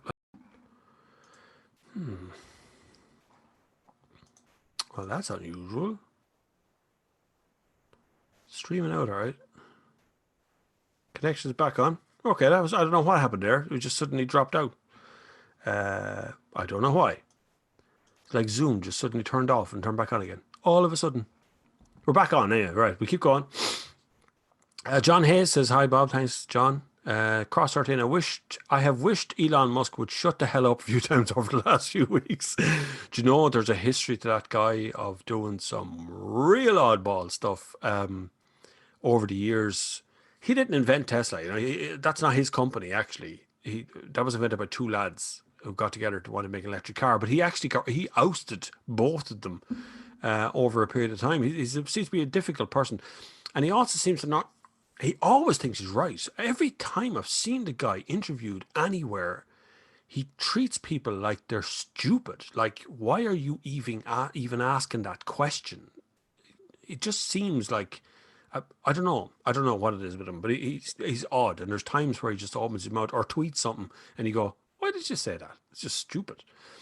Andy FX7 says, do you have a recommendation for a comfortable chair for sitting at the PC regarding back support? I bought this thing in IKEA. I don't know if they still do it. It's got a mesh back. Now, I wish it didn't have a mesh back. It's actually quite cold on your back. But it does have good lumbar support. And it does recline. It can go nearly flat, this joke. It's quite nice in that respect. But I don't know. There isn't really good ones out there. Sitting down is very bad for you. Sitting for long periods is very bad for your spine, is very bad for your hips, is very bad for your internal organs as well. They all compress down over time. You have to, I did for a long time, had to set an alarm on my phone to beep every 10 minutes, which would get me out of the chair and walk around the room. And by the way, if you ever want to learn something, and here's a brilliant tip for you, this works for me every single time. If you're trying to learn your subject, this is how I talk on camera without a script, right? So I learned the whole thing off. I learned it in a way that I've figured out the kind of bullet points and how I'm going to get there, and I do the take.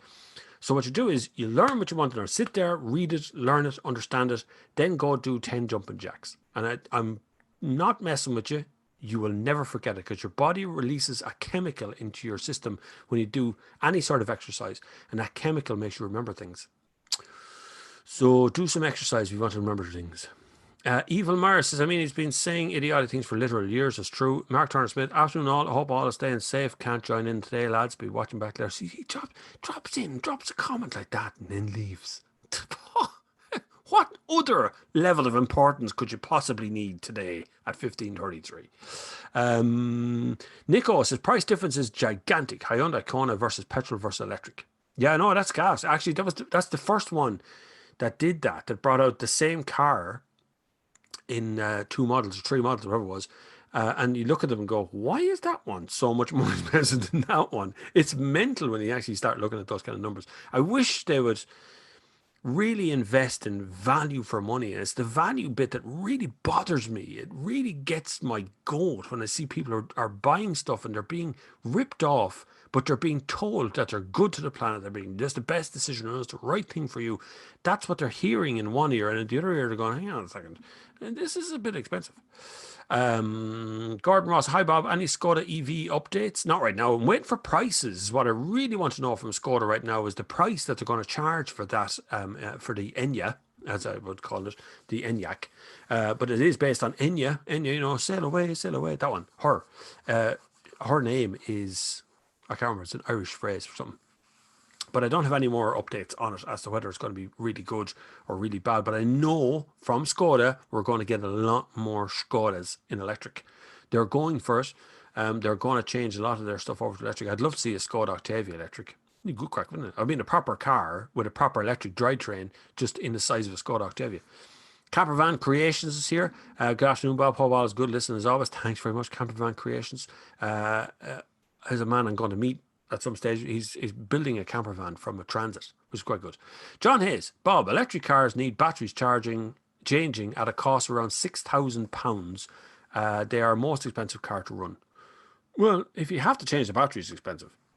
If you don't have to change the battery, it's not expensive. But I hear you. I know what you mean. If you get to the point, if you're outside like 9 years, outside the warranty, and you have to change the battery, it's probably a write-off at that point.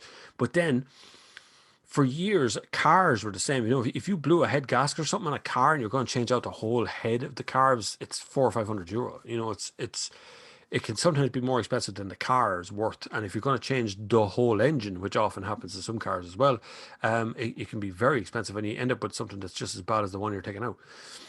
William Bellingham, actually, you know, I've had to change the battery on this phone, iPhone 7, once already. I know that's not very old, that iPhone 7. William Bellingham says, well, Bob, going for a walk, maybe able to take you with me on the headphones. Put the headphones on, chill out, go for a long, brisk walk, get your heart rate up, get your heart rate accelerating. It's very good for the mental acuity of the world if you keep your heart rate up a bit. Daniel 1, don't mind that crap as well about if you're in danger of having a heart attack, take it easy, rest and all. Don't. Lose weight. How can you lose weight and be resting? That doesn't work. Get some blood flowing in your body. Daniel 1, second-hand electric car sales would be my worry. I wouldn't buy a second-hand battery, would you?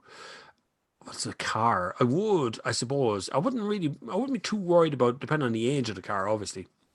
You can check to see, electronically, you can check to see if the battery cells are okay when you're buying a car anyway. Now, dealers can check that, and some of them have restricted it so it doesn't pop up on unless you have a very big computer equipment to connect up to it. But you can check to see if any of the cells are dead already in the car, and hopefully in the near future we'll have a standardized system where the battery, if a cell has died, it can be swapped out individually rather than swapping out a £6,000 battery like I found out a second ago. We might just, you know, €100 or €200 cell will be changed out and back up to 100% again. That'd be great. And I know a couple of American guys that are recycling old Prius batteries and turning them back into Prius batteries, taking out the good cells out of the Prius batteries and putting them all together and keep going. So it must be possible, but not right now. Obviously, this moment in time, we're still ramping up to this sort of thing. We will get there eventually. Cross 13 says, I need to see those figures you are using to compare EV and diesel, Bob. While it's highly dependent on the mileage, you can amortize fixed costs and service costs over. My spreadsheets are very different. Probably are, yeah, probably are. Like I say, data all depends on how it's interpreted. Depends on what you want as an answer out of it. If I interpret it one way, it shows that diesel could be very close to petrol. Petrol could be very close to EV use. It's such a variable thing depending on the mileage you're going to do. Irish Runner says battery warranty is usually 8 years. Yeah, 7, 8 years. Most of them are doing 8 years at this stage, I think. I know it's definitely 8 in Hyundai because I actually seen the Hyundai website this morning, said 8 years on it. Irish Runner says fully charged fella has a 10-year-old Leaf and a service like twice and never had an issue. Imagine never servicing an ICE car. You can get away with quite some time without actually servicing an internal combustion engine car, but not 10 years. Well, you can. If it starts, you can keep on going. The only thing that would actually go over time, over that 10 years, would be in a petrol car would be the spark plugs. They'd just stop sparking after a while. They'd be coked up. They'd get a coating on the outside and just wouldn't be able to spark anymore. But if you got long life, I suppose you could probably get maybe 2.5 years out of a set of spark plugs. Oil turns into gunk, and if it's not being used quite regularly and not being topped up. But generally speaking, some of the older engine stuff, like if you look at Model T, if you drove a Model T from new every single day, you wouldn't need to service it for maybe 10 years. Because the way they built everything, it was designed to last. It was designed to work forever because these cars were being sent into the back end of America somewhere and never been seen again. So definitely would have happened. But the 10-year-old Leaf thing, I'd be interested to see what if it's 10 years old, it's a 2010 Leaf, and that would have been on the original battery. So I'd be really keen to see just how many batteries are not serviced in there, how many still operate at full capacity, how far it's still able to go in comparison to its original distance. There'd be tests you could do to see how convenient. Oh, look at that. Right on cue. Oh, it's tea today. I got my tea today. Jesus, this is different. Tea from the lovely wife who has turned up, Mrs. Next Gear. Mark Mullen. Imploded View is here and joining us, Bob. Imploded View is a very old school friend of mine who I was talking to yesterday evening. He's making some music for the channel, by the way. So a lot of music is coming up. So if you want to check him out, he's on Bandcamp as well. And some of the tracks are really, really good. I downloaded a whole lot the other night. Imploded View. Very worth a check. Bandcamp is a great way of supporting music, by the way, because they're guys who are not signed. They've got good tracks. You can listen to the sample of all of them and you can pay what you think is right. I know that sounds weird, but you can pay what you think you'd want to pay. It's very good. Daniel one, I've actually bought other stuff there as well. Too Many Zoos was another one from the US that I quite like the look of. They were very good. Let me just check, make sure we're okay. We haven't missed any emails or anything yet. It's going to be a very finicky mobile phone sometimes. It's giving me trouble now. Forget about it. We'll go to the Apple phone, which is not finicky in the slightest. Google, great for phones, but then tend to just not worry. New patron, Barry Loftus. Come on, Barry Loftus, you're very kind. Thank you very much. You can click the link down below if you'd like to support this channel as well for Patreon. Patreon is a way of supporting the channel in small amounts, so 10 or 20 or 2 or whatever amount of money per month. So it's a small donation. PayPal is a one-off. If you want to do PayPal, you can do that as well. It's just a single payment that goes out, whatever way you want to do it. Super Chat is the same. It's a single payment stuff. If you can't afford it, don't do it. Forget about it. Relax and just continue on as you were before. But just hit the subscribe button. That's the important part. Daniel Wan says, maybe I'm just a bit too apprehensive, lads, but I think I'll stick with diesel for as long as I can. I'm doing 50,000 kilometers a year. I hear you. I mean, mentally, it's very hard to switch from that, knowing how far you can go on the fuel gauge and knowing 50,000 kilometers, that's my thing. To walk away from the known to the unknown is very difficult and always has been. So it can be a big switch. And I really think there'll be a point in the world where car companies should really give out electric cars to people for the weekend. to give it to them, to get them into the idea of what it's like to drive an electric car on a regular basis. And that's what I think really, truly car companies should start doing at this stage. I know some of them have done it in the past, but really you need to do it on a bigger scale. Donald Dodd says, I have a 40 kilowatt Leaf and a 22 kilowatt Zoe. Just bought a Tesla, so far I've done 18,000 miles and fuel has cost me a total of £28. Charging on sunshine in sunny Scotland today. I like it. Solar charging. Yeah, if you invest the time and effort, for sure. You know, if you're willing to invest and get the solar panels, wind power, anything you can that will take you away from the grid, absolutely 100% you are going to save a lot of money. Unfortunately, solar today would be totally useless here in Ireland. Wind would be good if you could get yourself a little wind thing, but not everybody has that level of investment in them. Not everybody can afford solar panels on this house would be 6 grand, 7 grand or something. I know there's a little grant there, but it's not much. Still a lot of money on top of the price of the car, you know. Sold the Leaf for £1,000 profit after putting 15,000 miles on it. That's nothing wrong with that, boy. I like that. That's the way to do it. Make a bit of money on it too. There's conversations everywhere. Noel Dillon says your video about the history of electric cars is super. Well done. Thank you very much, Noel Dillon. That took forever to try and find the angles on that one. And it's the same with the Tesla one. I'm finding angles that other people haven't done yet, which is interesting me. What I love about documentary stuff is I end up educated in the middle of it. I find something that intrigues me and I start probing at that thing, and then that thing turns out to be something very interesting, and I love that bit. Simon McGrath says battery calibration is €100 every 2 years on a Kia e-Niro. Battery calibration, not gas. You have to calibrate the bloody battery every 2 years. But there is another service thing that they do. It's not just that. That's not just every 2 years. You have to go in every so many kilometers to get something done to your car, don't you? 100 quid for a service not in Scotland. 100 quid for a service on what? On an electric car or petrol car? Wait, no, that's he's answering somebody else there.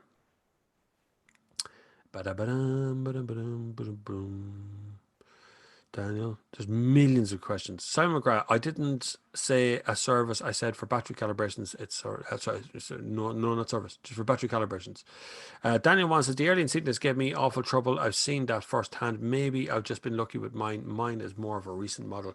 You know, insignias. Me and Opel insignias don't really get on. They just don't do it for me. I don't know why. I don't know. Something with the interior just irks me. There's too many buttons and things. Just it's like somebody took a shotgun and went, right, there's all the buttons. You know, weird. Neil Brandon says, hi Bob, I'm on my third EV, good stuff. So far, I've not lost much at all. First Kona Premium SE, 2 e-Niros. Looking forward to my third e-Niro soon. The key with EVs is to order a year in advance so you get one.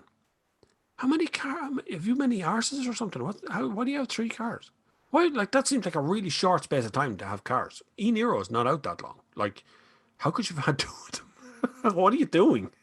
You giving them out to other people or something? just wondering. Seems like a lot of cars in a very short, compressed amount of time. Like the Kona was only launched, God, I can't remember, 3 years ago or something, 4 years ago. So, like, why are you changing them so often, or why are you buying more of them onto your third e-Niro? I don't know why you do that. Just saying. Daniel wants to, that's my favorite. No, he's answering someone else. Low below. No, Neil Brennan, he's answering someone else as well. You're all having conversations amongst yourselves. I love this. This is the best part. Neil Brennan, I will most likely cancel my VW ID3 order due to their lack of sorting out diesel fumes inside my Touran. Don't know what you diesel fumes inside the car, inside the cabin. So how would that happen? So you either got a crack in the manifold, the manifold is the hot bit at the front of the engine where the exhaust is pulled out and often looks like a sort of a swan neck thing going into the back of the car, and it goes off down to the back of the engine. The manifold is what connects that to the engine. It's a really hot part of the car, but if there is a teeniest little bit of a crack, as it heats up, that little tiny crack opens, just the smallest little bit, and it will allow a little bit of fumes to come inside the engine bay, and the engine bay is where the car sucks oxygen in from to blow in through the air conditioning system. And so you can get a little faint hint of fumes. Now, there can be cracks anywhere along that exhaust system. anywhere. So even like, but often you'll hear that crack. Often the sound of the engine will change because the noise the engine is making is coming out through the crack. But if it's at the manifold, often there's no noise to go with it. You would have to do a smoke test. This is a very hard. You could do the old-fashioned smoke test, of course, is to literally put your hand over the end of the exhaust and stop the fumes coming out. Wait for the engine to choke, which it will in a few minutes. It won't take long. You wait for the engine to basically choke, and then you look around the car see if you can see smoke coming out anywhere. But there's better ways of doing it these days. You can also get a dry ice machine and push the fumes up the exhaust and with the engine off, up the exhaust and see if it comes out, bleeds out anywhere. You can see the dry ice coming out. There's all kinds of ways of doing it, but it's usually it's not that big a deal to fix diesel fumes smell inside the cabin. Really, usually isn't. I wouldn't suggest you'd have much work to do, to be honest with you. Cross 13 says, in theory, the cross climates, a summer tire with a winter tread, would be ideal for Ireland because they shed water quicker. It's generally swapped for winter tires about 2 to 3 months of the year. Yeah, we never really, Ireland's a funny place. We never really got into the whole winter summer tire thing going on. Although, like in Northern European countries, they have laws, like in Poland and places, they have laws about the time of year to change your tires over. We never really did it until one year we had ferocious snow here. Everybody suddenly wanted four-wheel drives and winter tires, and all of a sudden winter tires came into the market. But other than that, we really only put out the cheapest possible tire you can have here, like summer tires. Weird.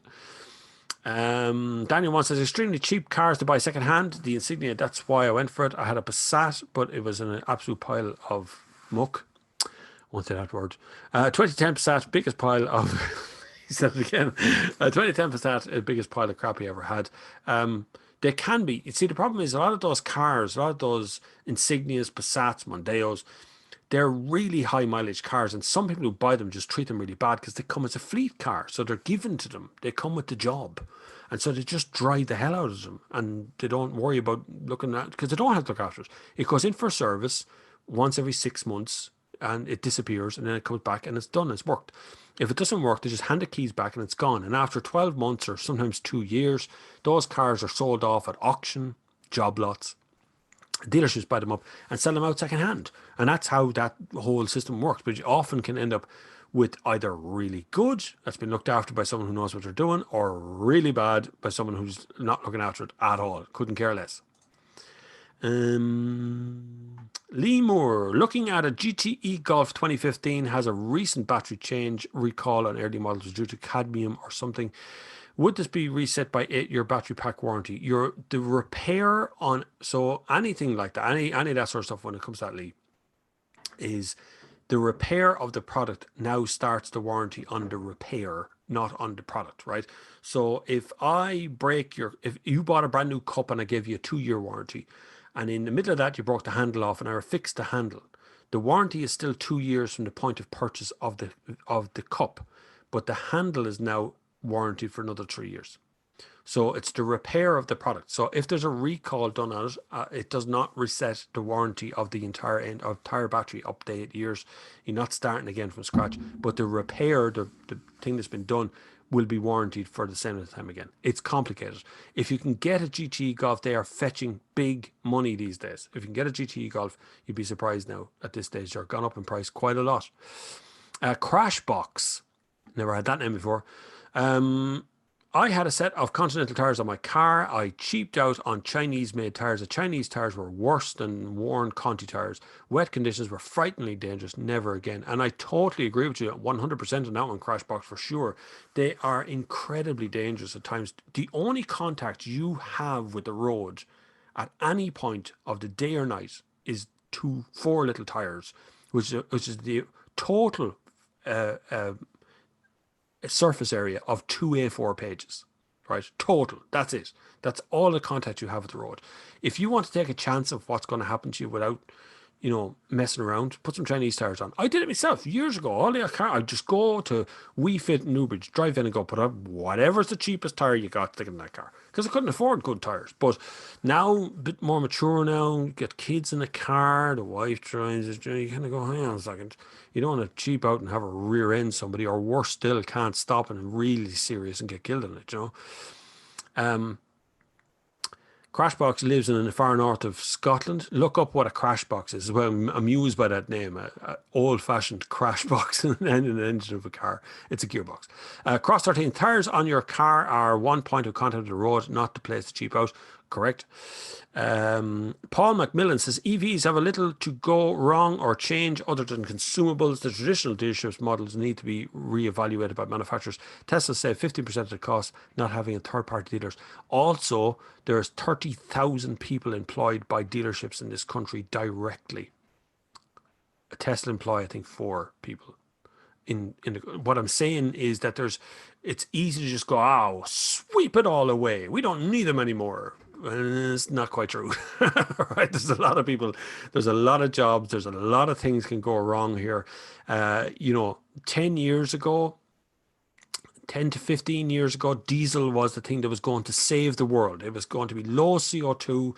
We were going to cut carbon emissions. We're going to do everything. 10 years later, it's like the enemy of the people all of a sudden.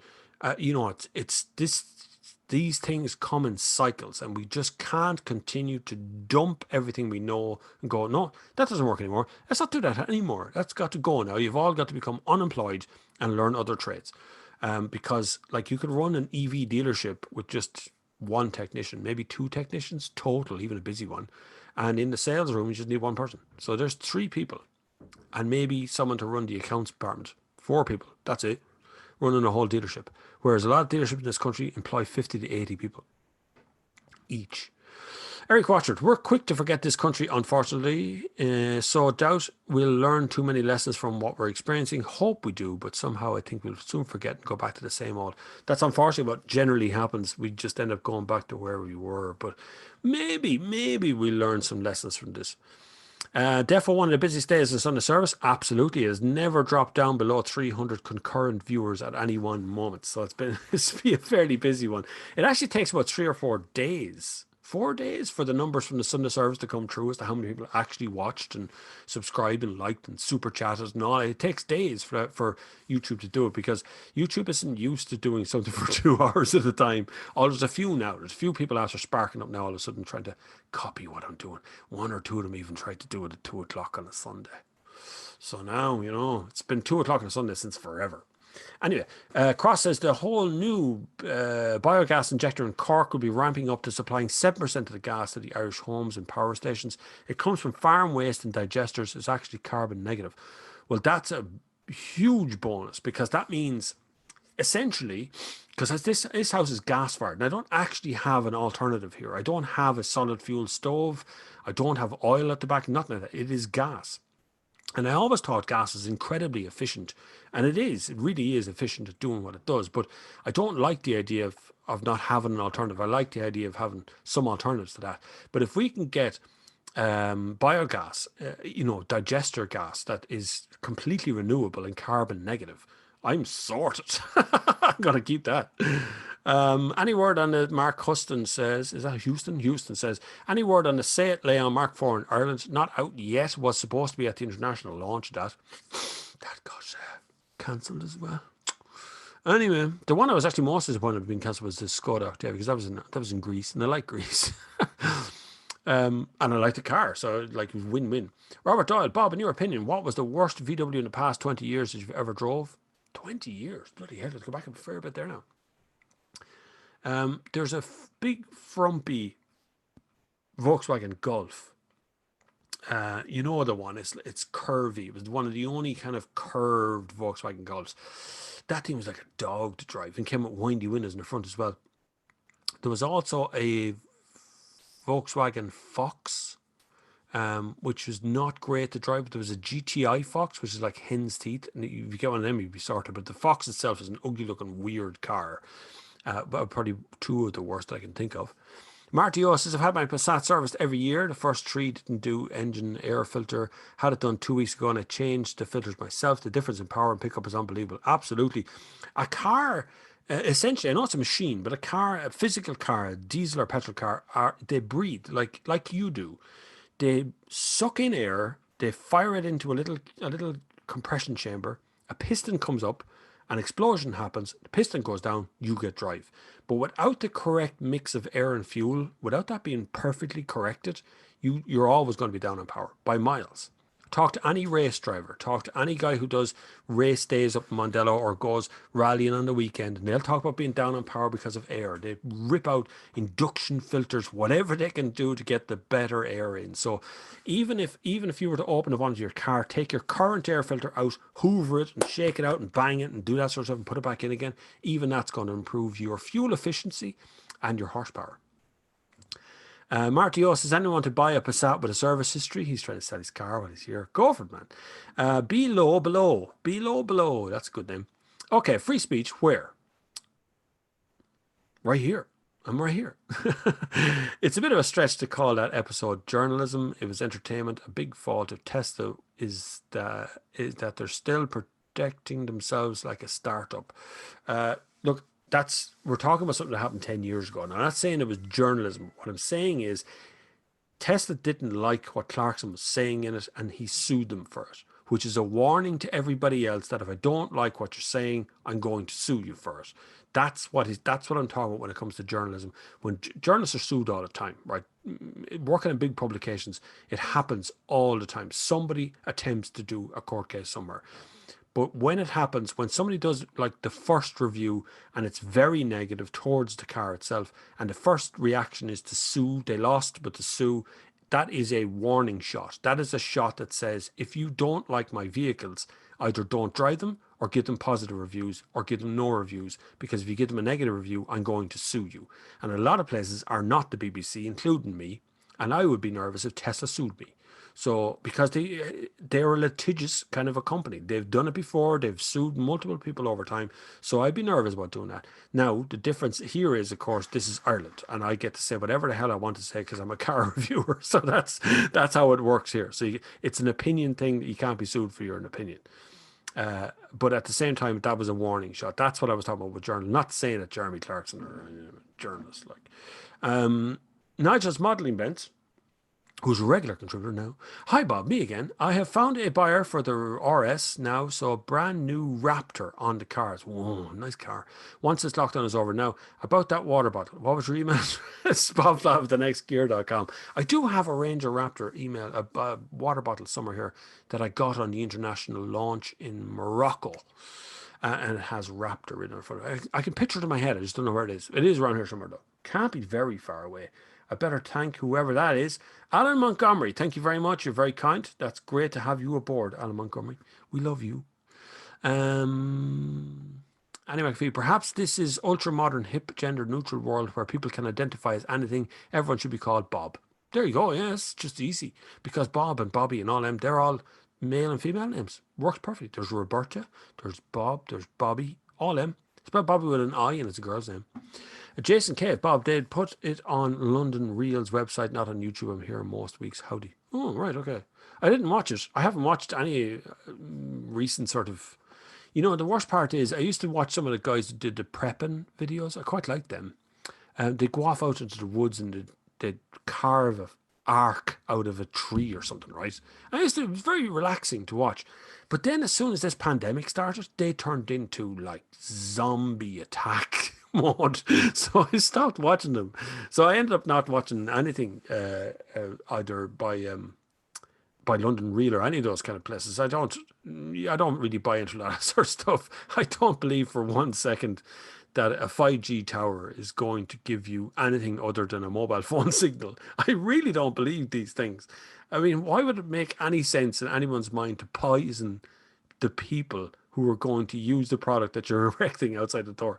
It just doesn't make any sense. So I firmly believe that human beings always actually want to look after one another. And a lot of the kind of conspiracy theories are stuff that authors who sit down and go, right, I'm going to write a fiction story today. Here we go.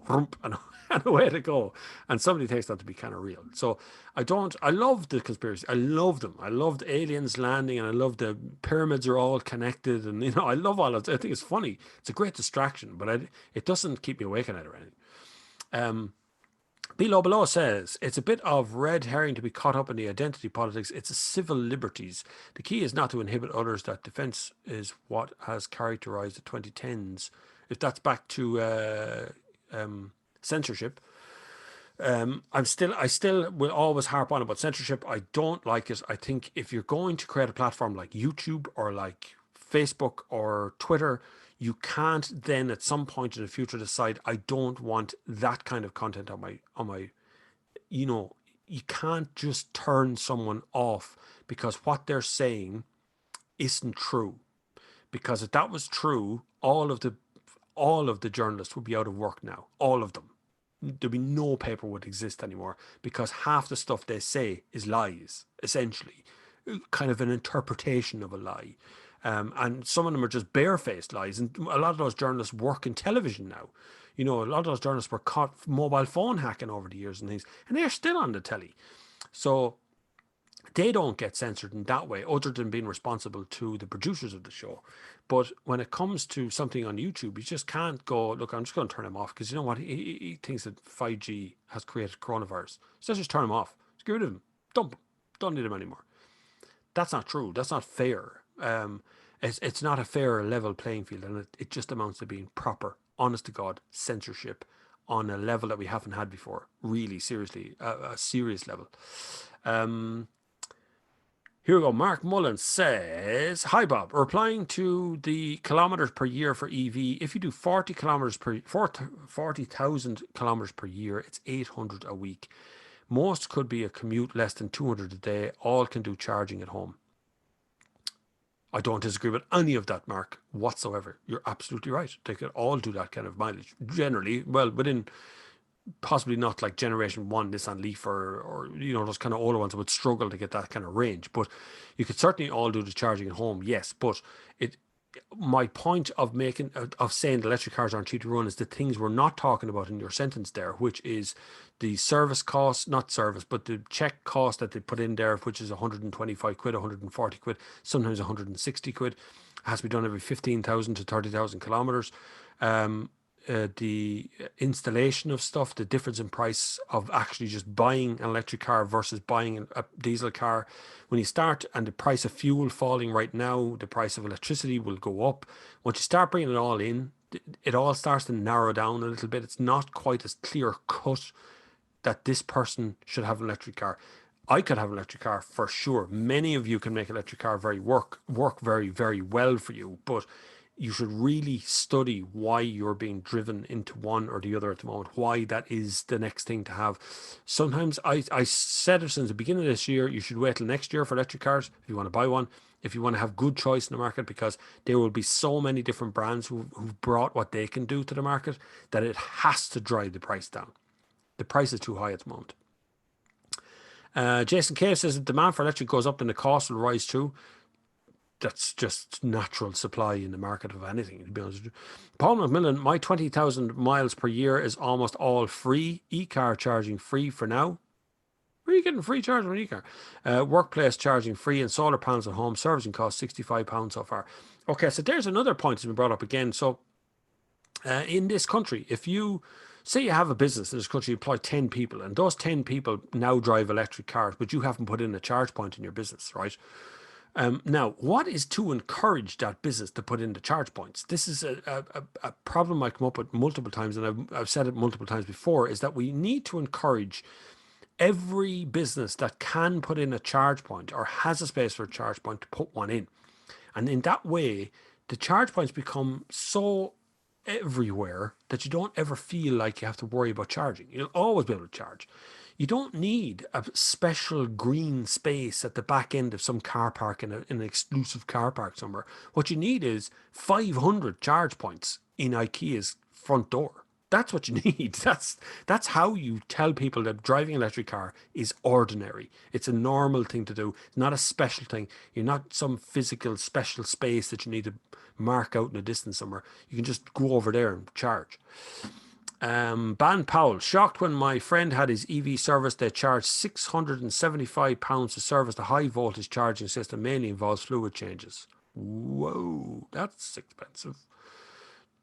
I can't, is that true? Is that real? £675? Well, I know that's a very, very specialist thing, the high voltage cables and wires and things. It's a really specialist thing, but £675 is like, that's a month's mortgage to people's houses, you know? Philip Gunn says 93 cents here a litre in some places in Spain. Spain. No one's going out in Spain, so that's why it's probably so cheap there. Brian McDonald almost bought a used diesel hybrid Merc last year. Had good spec, but my boss at home not to get as expensive on parts, so I didn't get it.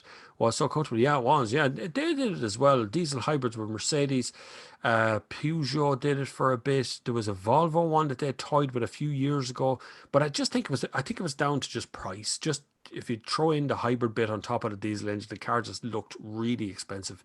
And if the dealerships won't stock it, what do? You're not going to sell 3 or 4 cars per year, you know. Mark Mullen, I can only speak for Renault for now, but for servicing on a Zoe is much cheaper than a Clio.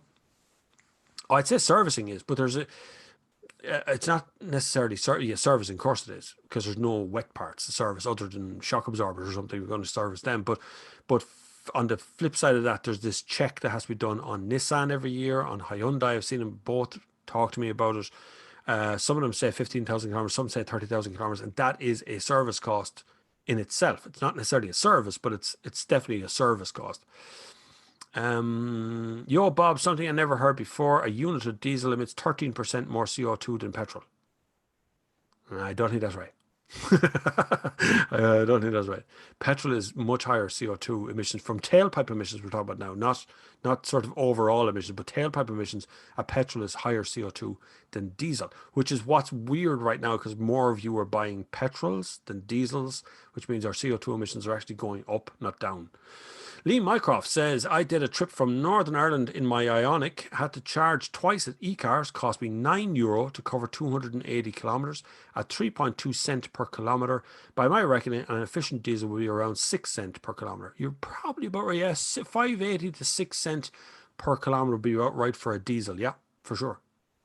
Are you taking into account the first charge you did at home to charge your car to full, all of the charges you did, and then the charge to recharge your car at the other end? Do you follow what I mean? It's easy to kind of point out. I did a drive and I drove and I put £9 into the fast charge. I got home from that without counting the other charges on either end that you did on top of that, which you would count in a diesel. So in a diesel one, if you're doing that, you drive to the diesel plant, you fill it up, drive off, drive back, and the next time you fill it will be the next time it's empty. So that could be a week. Cross says servicing on the i3 is every 2 years, no mileage based service. You can prepay for the first 3 services for €360. Oh, by the way, that's a good thing. That's a very good thing to point out because it reminded me of something else. A lot of car dealerships will be selling finance packages to give you 5 years worth of servicing. I know Hyundai did it recently as well. If you can get a deal on that, buy it, because it's worth its weight in gold, because you've paid for all of your servicing for 5 years as well. Really, really good, really good. But just check the terms and conditions. But I've seen a few car companies do it. I can only think of Hyundai right now, but I know a lot of them were doing it when they're selling their PCP. They were selling 3 to 5 years of servicing with it, and that passes on to the next owner. So even if you sell the car in the meantime, that goes on to the next person. Eurotrash on tour. Do I remember Eurotrash on telly? I do remember Eurotrash. It was a great show. God, I used to love that thing on Channel 4 at night time. Where's those kind of weird shows gone? Anyway, public chargers are more expensive than charging overnight at home, but still cheaper than fossil, just not quite as cheap. See, that's what I mean by messing with. You kind of play about with what way you mean what you're saying and what you mean.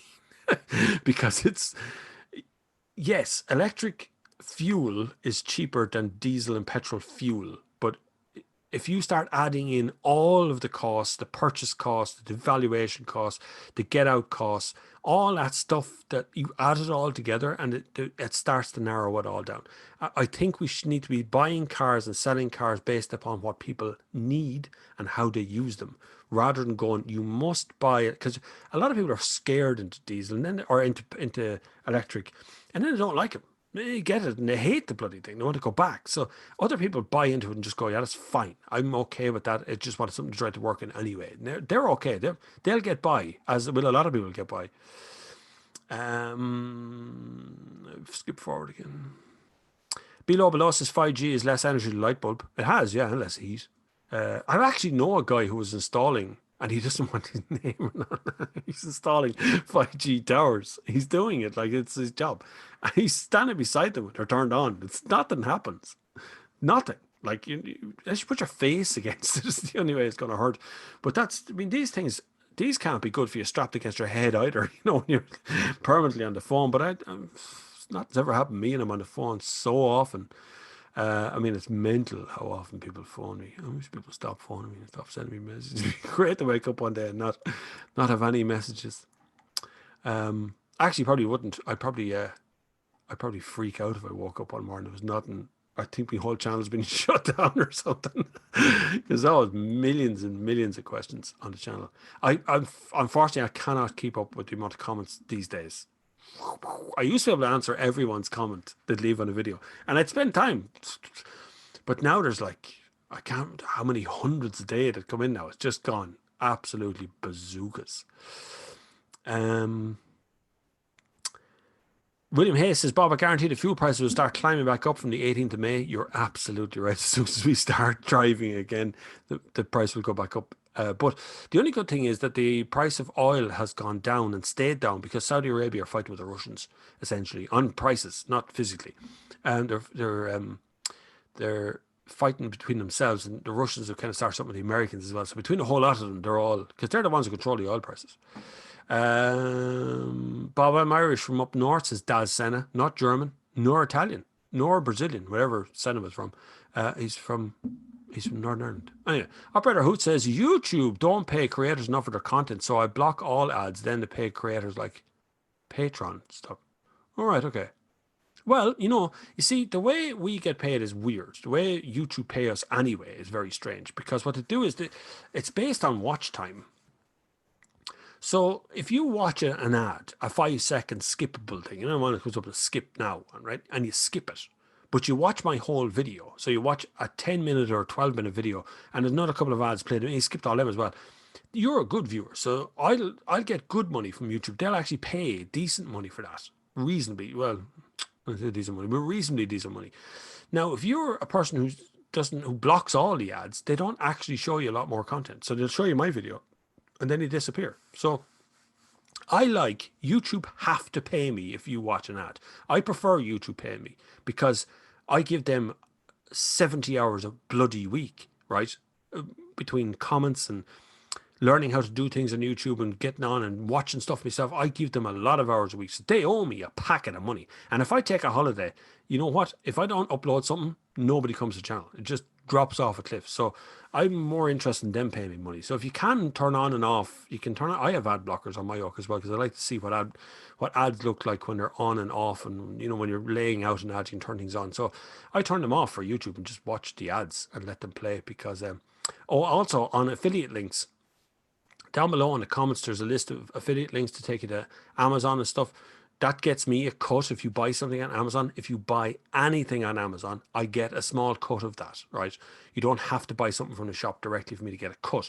And I strongly advise you to always use an affiliate link of someone to buy something on Amazon, because that person gets a tiny fraction of money just because and it doesn't cost you a penny. Not a single penny more do you have to pay to do the affiliate link. Just use affiliate links everywhere you see them. Below says, I'd say for EVs, you drive 300 miles in a week, you should really be chasing for 80 kilowatt batteries. Cars like the new E-Up are so attractive by going range with lower price. 80 kilowatt batteries. The problem with 80 kilowatt batteries is it weighs a hell of a lot, and then all of a sudden the car won't go as far, because eventually there comes a point where the weight is so much you just can't get going.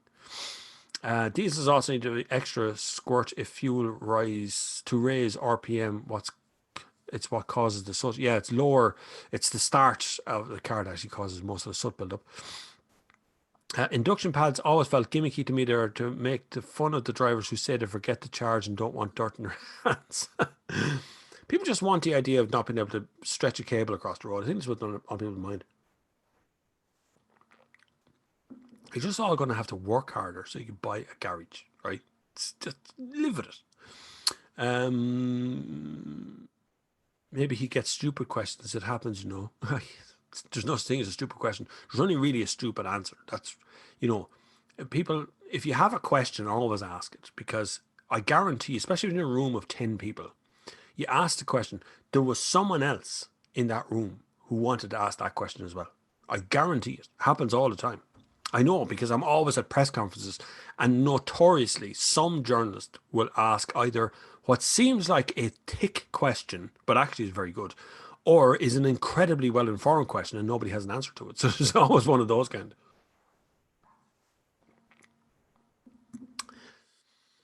Below says Musk. Well, first thing is that he has a young real-life Iron Man fan base who praise him. That'll sink anyone in. Before 2018, Tesla has always been on the brink of death. It messed him up. Brink of death, yeah, kind of. He did make a lot of money from the sale of PayPal, which he bought in the first place. In my humble opinion, I think you're wrong about Elon. Wrong in what way? That he's not really after himself. Look, he's an absolute master marketeer. Anyone who's starting out in the marketing realm of the world should study how that man has got where he's gotten and how he gets money. I'm telling you, he's an amazing marketing person. Jason Cave says 308 people watching, only 157 likes. There's a reason behind why the likes lag behind the viewers. A lot of people just listen. So they're not watching something where they can actually click a like button. And some people are watching on television where there is no like button, but you have a phone, you can click it on if you want to. But that's okay. The like buttons, believe it or not, like and dislike, just tell YouTube something's going on. A heavy dislike list tells YouTube there might be a problem.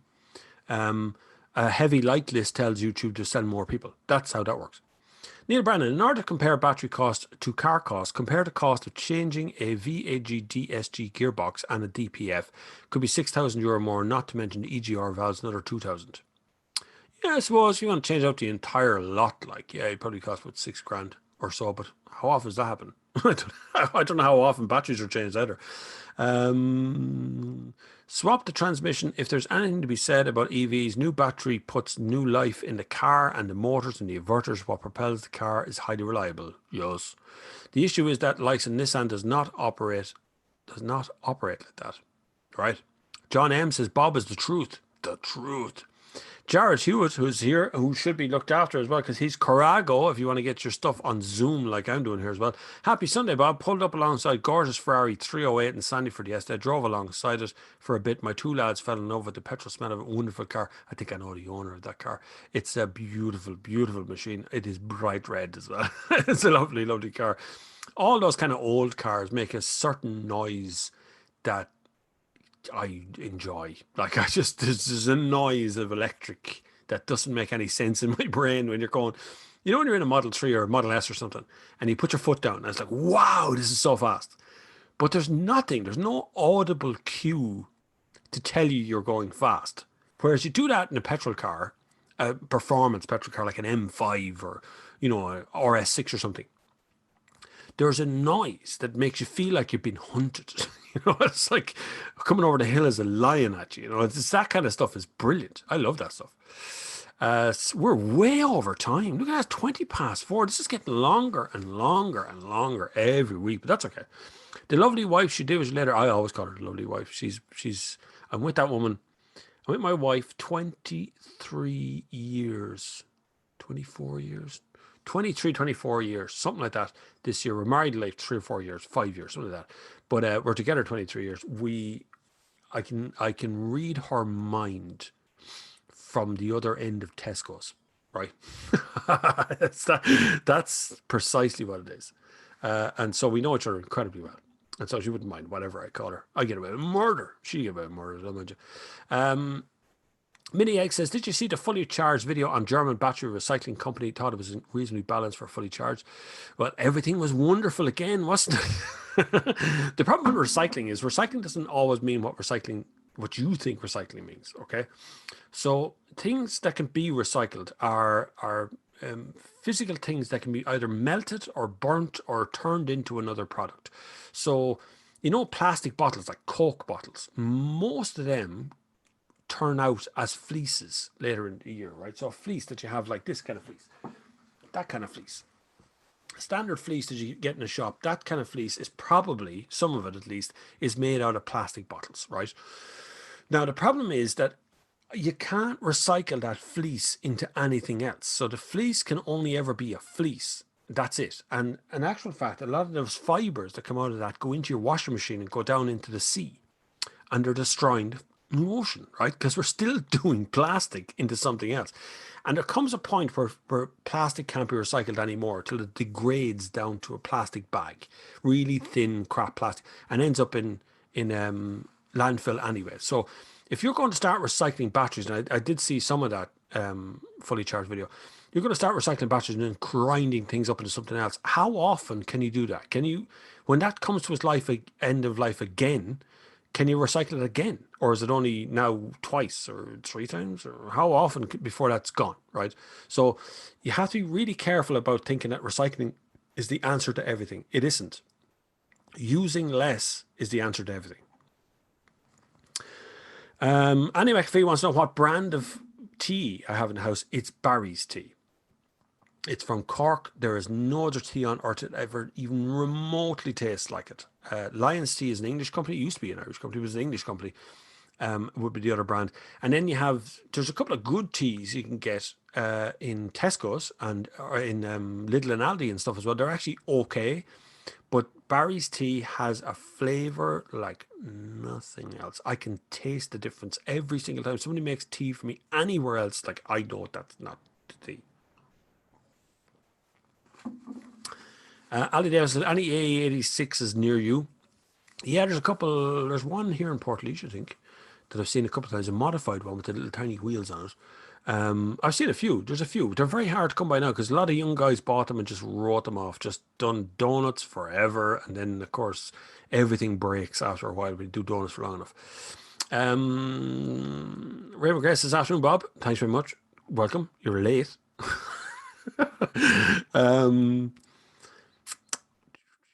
There's the one I have to look at. Yeah, if you're looking for an education and documentary, you won't find anything in Planet of Humans. I didn't see it all. I've seen some of it. A lot of what he's talking about in Planet of Humans is just old information, right? This is the problem, is that information is changing so quickly. Day to day, week to week, new information comes out, new ways of doing things, that unfortunately in old style documentary making, as he would make, which is very old style stuff, he would sit back and research and read books and go to libraries and look through this and that, the other, and all that stuff is just, forget about it. Library books and things are years old, whereas like you sit here and you Google something. I hate to say Google, but you search for something online, use DuckDuckGo or use something else, and you start to find stuff that didn't exist, that can't exist, because it's brand new information. It's only coming out now. So a lot of what he's talking about is true. It's just very out of date and just is not relevant anymore. And some of it's just, I think, plain lies. I don't know. It's easy as a journalist to sit back and go, what do you think at the end of the world? And he goes, the end of the world will be when something happens. He said it. I didn't say it. He said it. That's how that works. That's how documentaries work, by the way. You get other people to say what you want them to say. Neil Brandon says, you were spot on about your diagnosis, but failed tandem pump worse. VW didn't spot it. Independent DPF specialist took the car and sorted it, as you said. Over 30 times VW failed. Wow, that was over the smell of diesel being inside your cabin. That's crazy. That long? Like, my first instinct there would be straight away look at manifold. Listen, you hear a seal going. You know, when an engine's ticking over, you stick your head into the engine bay and listen. You can actually hear the sound of air getting out in places. Anyway, Dave Hammond, try the back shop for suitable chair that lad RE back support. They are on Exchequer Street or online. I like to sit in a chair. Yeah, I'd be the one who would go to the Exchequer Street and sit down and test every chair. I like to sit in it for a minute and see what it feels like. But this was good. I got this in IKEA 3 years ago, and it's solid as a rock. It's never broke or anything, but I wish that mesh was filled in, because it's quite cold on your back, because it's just the air passes through. Keeps you cool in a hot office, but this isn't a hot office. This is a room. Jap says, I got a front wheel drive SUV. Can I buy 2 tires from one brand and put them on the front and another brand on the back? Yep, you can, yeah. Just don't mix tires on the same axle. You should be fine. Be okay. You know, you can get any tire. It's preferable to not change one tire at a time if you blow a tire out. Although it does happen, you get four new tires. It happened to my wife actually. She got four new tires in the car, and she hit a curb coming out of it. One of those invisible bloody curbs when you're coming out of a shopping centre, and it burst the back tire. So we ended up having it was ripped as well. So we got a whole new back tire, but just one back tire. But the other three tires were brand new anyway. So you can certainly change one on the same axle. Just don't mix tires around on different axles. Dave McCarthy says, my Chevy Bolt only scheduled maintenance is a coolant circuit change at 150,000 miles, just tires, wipers, blades, cabin, air filter, 10 years. There'll be half the dealerships there was now. That's the problem. Yeah, dealerships. I really do believe that dealerships are definitely a thing of the past, kind of in that sales driven dealership thing. I really think at this stage, what a lot of car companies will be looking at in the future, not very far in the future either, will be that, your car will transmit the information to the dealers saying, I need a service, there's something wrong. Someone turns up outside your house, the car disappears and then comes back. You don't even have to go near the dealership to do it. That would be preferable for a lot of people. Nick O says, I think after this, we need to support local. Absolutely, lads. Honest to God, support your local things. Stop supporting foreign massive companies who come in here and put one huge place in the middle of nowhere, and you go and you buy thousands and thousands of euros worth of stuff in it, when all of the local businesses that are in your area can supply all that sort of stuff, and it's nearly the same price. Anyway, Alan Montgomery, hi Bob, how do you deal with copyright music in your videos? Do you have to speak to make sure that they stay in your Tesla? What? Do you have to speak to make sure what you say in your Tesla is libelous? Yes, you do. Well, no. If you produce a documentary, or produce a piece of content of any kind, and it's libelous, then you're liable. That's it. The production company, the producers behind it, whatever it is, someone is liable in among the list of that. For me as an individual YouTuber, I would be liable no matter what I say on screen, no matter who says it. I would have to check to make sure whatever someone is saying to me in that documentary is also not libeling directly the company. But for music wise, there's a company called Artlist. I think I have a link for it on it below. Artlist, you pay them 100 and something a year, and you just use whatever music you want to have, and that they give you a license for that. I have had problems with Artlist. I've had problems with everybody at some point or another when it comes to copyright music on YouTube. It's happened. Believe Music in Israel tried to claim my top 10 cars of 2019 or something video recently over the music because I listed it from Artlist. But anyway, you get over these things, and it's something I have to do every day is the copyright crapology. Isn't libelous. Yeah. You said to me already. Still streaming. I still am. I always go to the very end. I'll go as far as I can with the comments. They usually fade out by now, but you're still all here, so I'll keep going. It's fine. Don't forget to subscribe if you haven't subscribed before. You've not subscribed already. Please make an effort. Try and subscribe and click the bell icon, because the bell icon kind of cheats what YouTube does, which is instead of giving it out to 10% of your audience, anyone who's clicked the bell, it's 100% of them, right? That's 100% of them get a list of your content, and it does kind of cheat that system. Evil Meyer says, I went shopping. I imagine the show will be over by this time. I got back. See, I'm still here. Paul Macmillan, dealerships, RE dealerships. There is a happy medium to be struck between the ability to service the customer's needs and the reduced needs of EV vehicles. Dealers have their place. Manufacturers need to support them. Manufacturers want rid of dealerships, and it's Tesla's fault. I'll be dead honest, which is the way Tesla operated at the very beginning. Shone a light on the fact of lack of a dealership actually saves a packet load of money and an awful lot of interference. And so what's driving right now is a lot of people who are in the car industry at a senior level are not car people. A lot of them people are marketing people, they're accountants, they are, nothing at all to do with the car industry. And so they have no loyalty to what the car industry, its history or its timing. They have nothing to do with it. So they just walk in and go, I am now in charge of this group, and the worst thing we have here is dealerships. Let's get rid of them. And they don't care. It makes no difference to them. It's the bottom line off of somewhere, and they don't really care how it got there. John Paul Williams says, it's a pity we had to import gas in Ireland from other countries while our Irish gas is piped from Mayo to different countries. That's the nature of the world, unfortunately. All fuels are the same. Even electricity. We supply 100% of our own electricity now, but we can, if we want to, import electricity from other countries if you like. It's just the way the world is connected. It's quite normal. Oh my God, I'm forgetting to feed 30 minutes after reply. Jason Carr says, what do you service on an electric car? Just check the suspension brakes. Is there more to it? Well, it's a electronic report. They're checking on the battery condition. That's more what's going on. Slap, strategic lawsuit against participation, hence the expression, I'll slap you with a lawsuit. Correct. You know your way around. You must be possibly a journalist. David Reed, what time is the Skoda Details? What time is the Skoda Details? Couldn't tell you. I don't remember what I said 5 minutes ago. Dead honest with you, I couldn't tell. I have no off switch whatsoever, and my memory of what I spoke about during the Sunday service just disappears. I cannot take in all the information at once and get them all back out again. It's just not possible.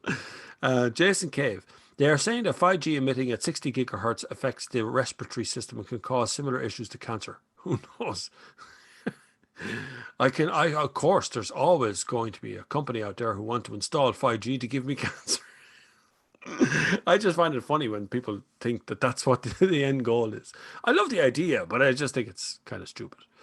You're missing a point. It would certainly poison people with 5G. They would certainly poison people. They already own all the money in the world. Their goals is to depopulate, not to make more money.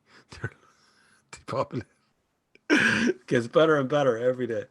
The one thing we want to do is lower it. We've 7.5 billion people on planet Earth. We want more like 3. I think we should have 3. Let's just kill off half the population. Stick in some 5G towers and get them all cancer. Let's have done with it. And coronavirus. It's funny, nobody ever dies from coronavirus. They always die with it, don't they? That's how it all works. 5G literally has less energy than street lamps. It does. It has less energy. Well, actually, on the energy scale, it probably has about the same energy as your mobile phone. So just get rid of your mobile phone, get rid of your microwave out of the house, get rid of any of that sort of stuff that might, cause any problems, and then you should be sorted. I've had a microwave for the microwave's been around since the 40s, and they probably emit far more energy than any of those 5G towers do. China seems to be the main supplier of EV batteries in our relationship with China. That's because they have the mines there are in a position to be able to mine out stuff that goes into, there's precious metals in the engines. I call it an engine, but the motor of an electric car. That comes from China as well. Will this have an effect on EV market if we have a problem with China in the future? Not really, to be honest with you. We're getting sorted. Battery supply is the biggest issue surrounding EV, really, in the short term. In the long term, not really going to be a problem. We'll open enough places to supply enough batteries in the future. Just got to figure out the old patents behind it, Neil Brennan, perhaps when we take the future cost of our health. Hold on, let's skip forward me there. 4:15 we're at. I think I'm answering the question. 4:15. It's now 4:30. Below. You're catching up. Sorry, Bob. Thought I was watching 30 minutes behind the live feed about petrol versus diesel and about the chemical emissions from a litre of each. Diesel is 2,640 grams. Petrol is 2,392 grams. 10% more CO2. There will also be gasoline particulate filters going on in your cars. From now on, basically, they're going to have particulate filters in petrol cars as well as diesel cars. Thermodynamic solar panels collect energy even on overcast day. I wonder how much. I'd love to know. I'd love to actually know on my own roof. Now, not about you guys. I know you've all probably got spreadsheets or something sorted out for yourselves, but I don't know how much I get, because my house faces north, is over there, that way. That's the front of the house. So my garden's in the south, nearly tea time. It is nearly tea time. 420 people watching at once. I know, it's crazy. Right, we've gone on long enough, for God's sake. You're here forever. Look at the state he is. He must be knackered at this stage. The whole lot of you must be wrecked tired. It's been a very interesting Sunday service. Probably one of the busiest Sunday services I've ever had. I've had to actually skip some questions. This never happens. Normally I get through them all at some point or another, but I've actually had to skip a few today. But don't fear, we will be back next Sunday with more Sunday service goodness, keeping you all occupied while we're all sitting at home doing nothing. It's been huge. I don't know what happened, a little cut in the middle of that. That's just something that seemed to be with Zoom, or must be my computer, I don't know.